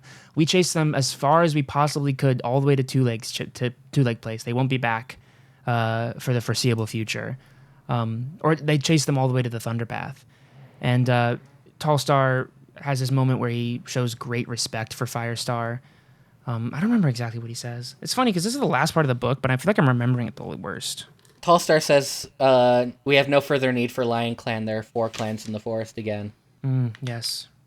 He also says, we owe you our freedom. It's very nice. Yeah, Thunder Clan is always helping Wind Clan out. Always, except for that one book where Wind Clan was mad at Thunder Clan because they had Broken Tail. Yeah. Yeah. But they also make a point to mention Like they look at each other and they have a knowing glance that they are no longer friends but rivals, who must keep each other at arm's length or something. Yeah. And I'm like, it's just very interesting the way that they handle the politics, because, you know, if that's the clan life, that's so interesting. Yeah, That is the de facto thing to go back to. Like, I don't understand why they can't be rivals and friends, because they specifically say they are no longer friends. I think that they're just like respectful rivals, where like Exactly. they can't be friends because, you know, they still have to look out for their own. And you wouldn't want to like put your own clan in worse condition because your buddy Tallstar needs them to be for whatever reason. But yeah, it's definitely interesting the way that they make the point in this book that having the 4 clans separate and together only when they need to be is kind of the ideal. It's back to the status quo. Yeah. I didn't like hate that, but I did just find it a little surprising. You know what I mean? Mm-hmm. I mean, it's not any different from what normally goes on. Like, in most of the books, Firestar is helping other people, and then immediately they're back to being, like, rivals and forgetting the favors he's done for them. Yeah. Yes. I just mean as, like, in terms of the theme that we're passing on to young readers. Yeah. I don't think it's, like, egregious, but I do just find it interesting because I don't think that it's very prototypical for the thematic ending to be like, yeah, separate's better. And then everything went back to the way it was. Exactly. Well, we also have to remember they're trying to leave it open so they can write more books. That is true. That's like, true. if we're like, we're Yeah. all friends now, then, like, what's going to happen in the next series, you know? You'd have to, like, unset up the friendship. Yeah, or create So going back to more just being Blood rivals. Clan-esque threats. Yeah. Mm-hmm. Yeah. Anyway, but that's we get a moment with Firestar talking to Spotted Leaf in a vision on top of a huge rock, talking about how she will always love him and StarClan will always be by his side watching forever. And then his still living friends, Graystripe and Sandstorm, jump up on the rock with him, and we have the classic ending, looking over down at the field as all these main characters gather, and Firestar thinks to himself that no dawn has ever looked so beautiful. And that is the end of our book That's it. and our first series. Now, this leads me into a smaller problem I have. I am very sad. The fates of most of these characters are left unknown. Because we just had this big battle. True. What happened to everybody? Like, Yeah. Yeah. this is the end of this era. This is the last book with this exact cast of characters, with this focal point. And I'm like, I would have liked more wrap-up, I think. Yes. I could have stood for more. Like, I don't... I could have sat through begrudge another them. chapter of just them going back to the ThunderClan camp and Yeah. hashing everything out and getting everything back to normal.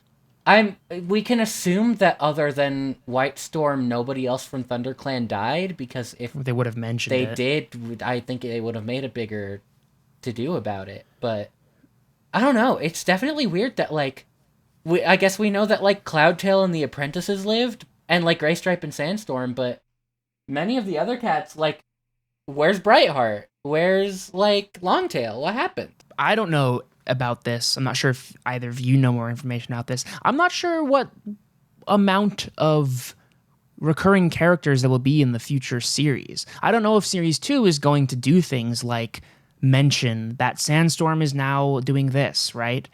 Because I know it follows new characters. I know that I'm pretty sure, based on like just the cultural osmosis that I've gone through over my life regarding Warriors, I'm pretty sure it follows a new cast of young cats in the forest. Mm-hmm. But it could have absolutely zero like reference to recurring characters. And I really hope that's not the case, because I am just such a sucker for like the occasional mention, like our new cast of characters is talking to Sandstorm. You know, like that's just the type of thing that I like. I'll refrain from saying much, because I am very fond of the second series of Warriors. I'm very... Series 2, Book 1, I think was like my favorite book when I was a kid. So Nice. I'm I really know excited. I know a lot about where it goes from here, and I will refrain. I'm like, yeah, Keep I have the- no idea. This is my first time ever reading the Keep them series. Are you so- also Right. excited, Toasty? Yeah. Yeah.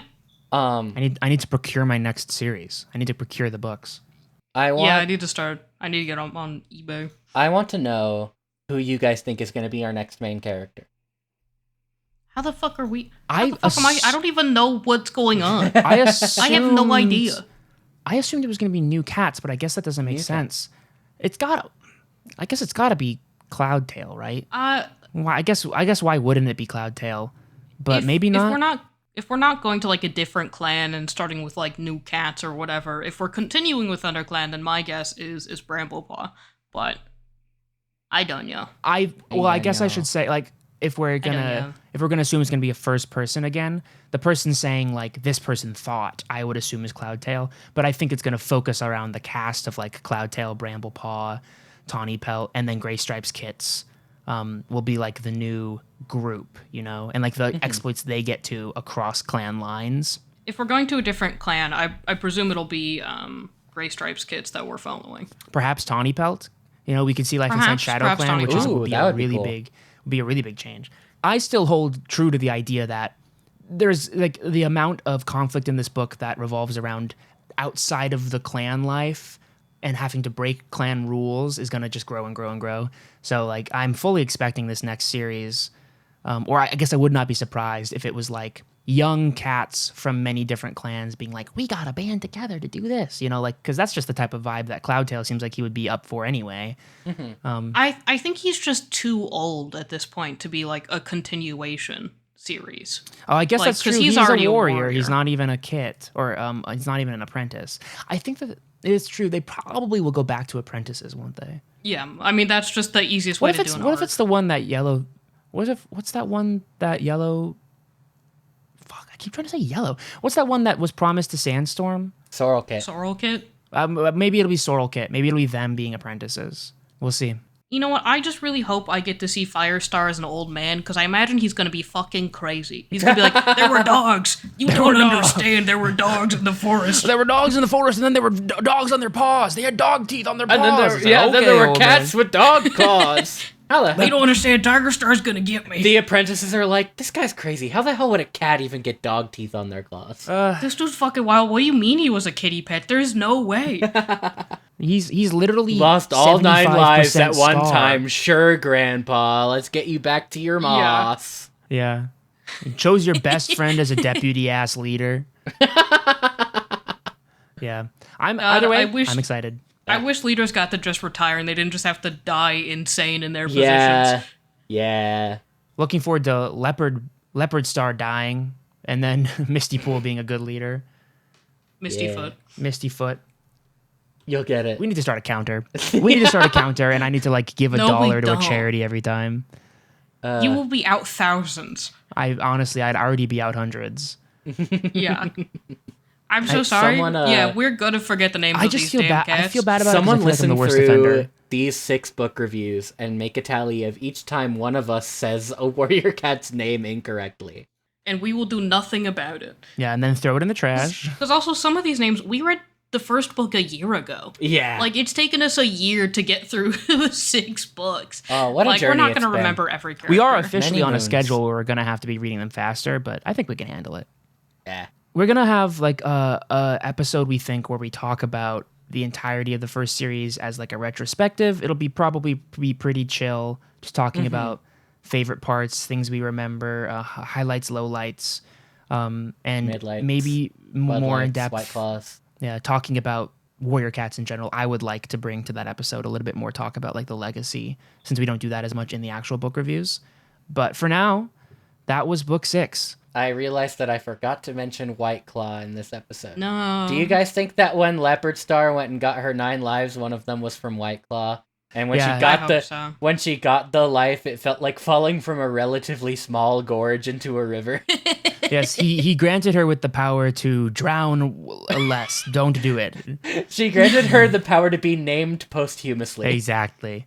Yeah, we all love this book. We all love this series. Please read this series.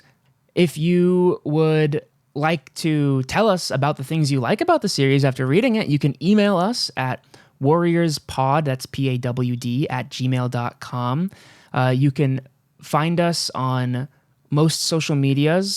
Specifically, I think we're doing Blue Sky, TikTok, YouTube, Instagram. Yeah, it's all at Warriors Pod, PAWD. Yeah. And we would love follows there. We would love for your thoughts. We would love your interaction. I think that though this started as a fun time for us, it's developed, for me at least, into a crusade to get as many people to read these books as possible. My goal has just been running the social medias, and sort of my vision for the show has just been, I just want to connect with as many legacy Warriors fans as possible, because there's still a massive cult following of adults and older teenagers online who still read and still love these books. I've heard from friends of mine that teach at schools that kids still read Warriors and they still play Warriors on the playground, and that warms my heart. That warms mine, the old too. Traditions are still alive. The kids will be all right. The weird kids and their fresh kill lunches will live on forever. Perfect. Jaron, do you have anything to plug? Yeah, if you want to come see more of me, I'm on Twitch. That's twitch.tv/Jaron D Ratman. I play some fun games. I don't have a regular schedule. I've been on a Pokemon binge, but if you see me live, come catch me live. I don't really have much structure other than that. And like Mitchell said, come follow us on the social medias. Leave us comments on YouTube or Spotify. Give us some ratings. It really helps us take off. It helps more people find us. Tell your Warrior fan friends about us. Just spread the word. Yeah. Especially now that we got a good log of book reviews, a full series now. Lots to enjoy. Toasty, you got anything to plug? Sure. I'm mainly a Twitch streamer. You can find me on twitch.tv/a littlebittoasty. I usually stream around 1 p.m. CST during the week. And I also have an Etsy where I have merchandise for the show. Woo! That is the only merchandise so we good. currently have available as of recording. It's mainly buttons at the moment. I'd love to expand to stickers and other stuff eventually, but we have our little cat heads that you can get, and also some designs based around inside jokes from the show that I will probably slowly expand upon as more funny things happen. I want to have 1 million wretched two-leg stickers and buttons. I really want to make a ableist hawk design at some point. Please do. But that requires drawing a hawk, which is not the easiest thing. I get with a compliments discerning face. on my wretched two-leg sticker. I put it on my laptop. And That's incredible. people at school tell glad me they people think my like it. stickers are really funny. Oh, it's good merch. That's Your friends awesome. will think you're very funny. Yeah, also send us emails about how cool and awesome I am and how funny my stickers and shit are. Hell yeah. Yeah, that Mitchell, one's not anything a to plug? request. That's a demand. No, that's a demand. You have to do it, or I will find you. I keep personally. bullying Honestly- my friend because she said she was going to send us an email and she still hasn't. I need to bug her. Hey, I'm still not waiting a- on that email. I mean, actually, genuinely, a quick thank you to everyone who's left comments or done anything towards the show. Yes, true. It means a lot to me and It's- to all of us, I'm sure, it's to so get fun. feedback on this thing that we're doing. Because, we spent, a year just working away at it, so to actually finally see people listen to it and react to it has been really, really awesome. Yeah, been nice. running the social medias has been so fun. I love seeing your guys' comments. I love replying to you guys, talking about whatever weird shit that we record in our episodes that I decide to post online. Email us with ideas for if you guys have a name for a fan base, because that was one of the things my friend said, is that she said we should have a cute name for our listener. That would And, be incredible. We'll do a I think poll. I do sometimes wish we had picked a shorter name for the fucking podcast. Typing it out every time is a little annoying. Yeah, That's I very feel funny. that too. Not much for me to plug. I've been editing old episodes as we get through our backlog and ready to publish stuff, and all of my old plugs no longer exist, so I'm just cutting them out. Hopefully, this plug will continue to exist. Every first Friday of the month in Los Angeles at the WGIS Weegis Improv Theater. Come see Mandatory Improv. You might see me there. That's literally it. I don't really do a lot, but I love meeting people. So if you can make that happen, feel free. That's all for me. Oh, this has been a ride. Yeah. Yeah, a 6-book ride. 6-book ride. I am so unbelievably excited to get to the next book. Listen to our review of the reviews of the first series. Listen to our spin-off podcast where we react to our own reviews and think, this guy didn't know anything a year ago. What the hell? It is unlistenable. It's a terrible experience. If you didn't think this was a terrible enough experience for you, go check that out. Until next moon. Until next moon. Until next moon. I'll see you in a future gathering. Woo!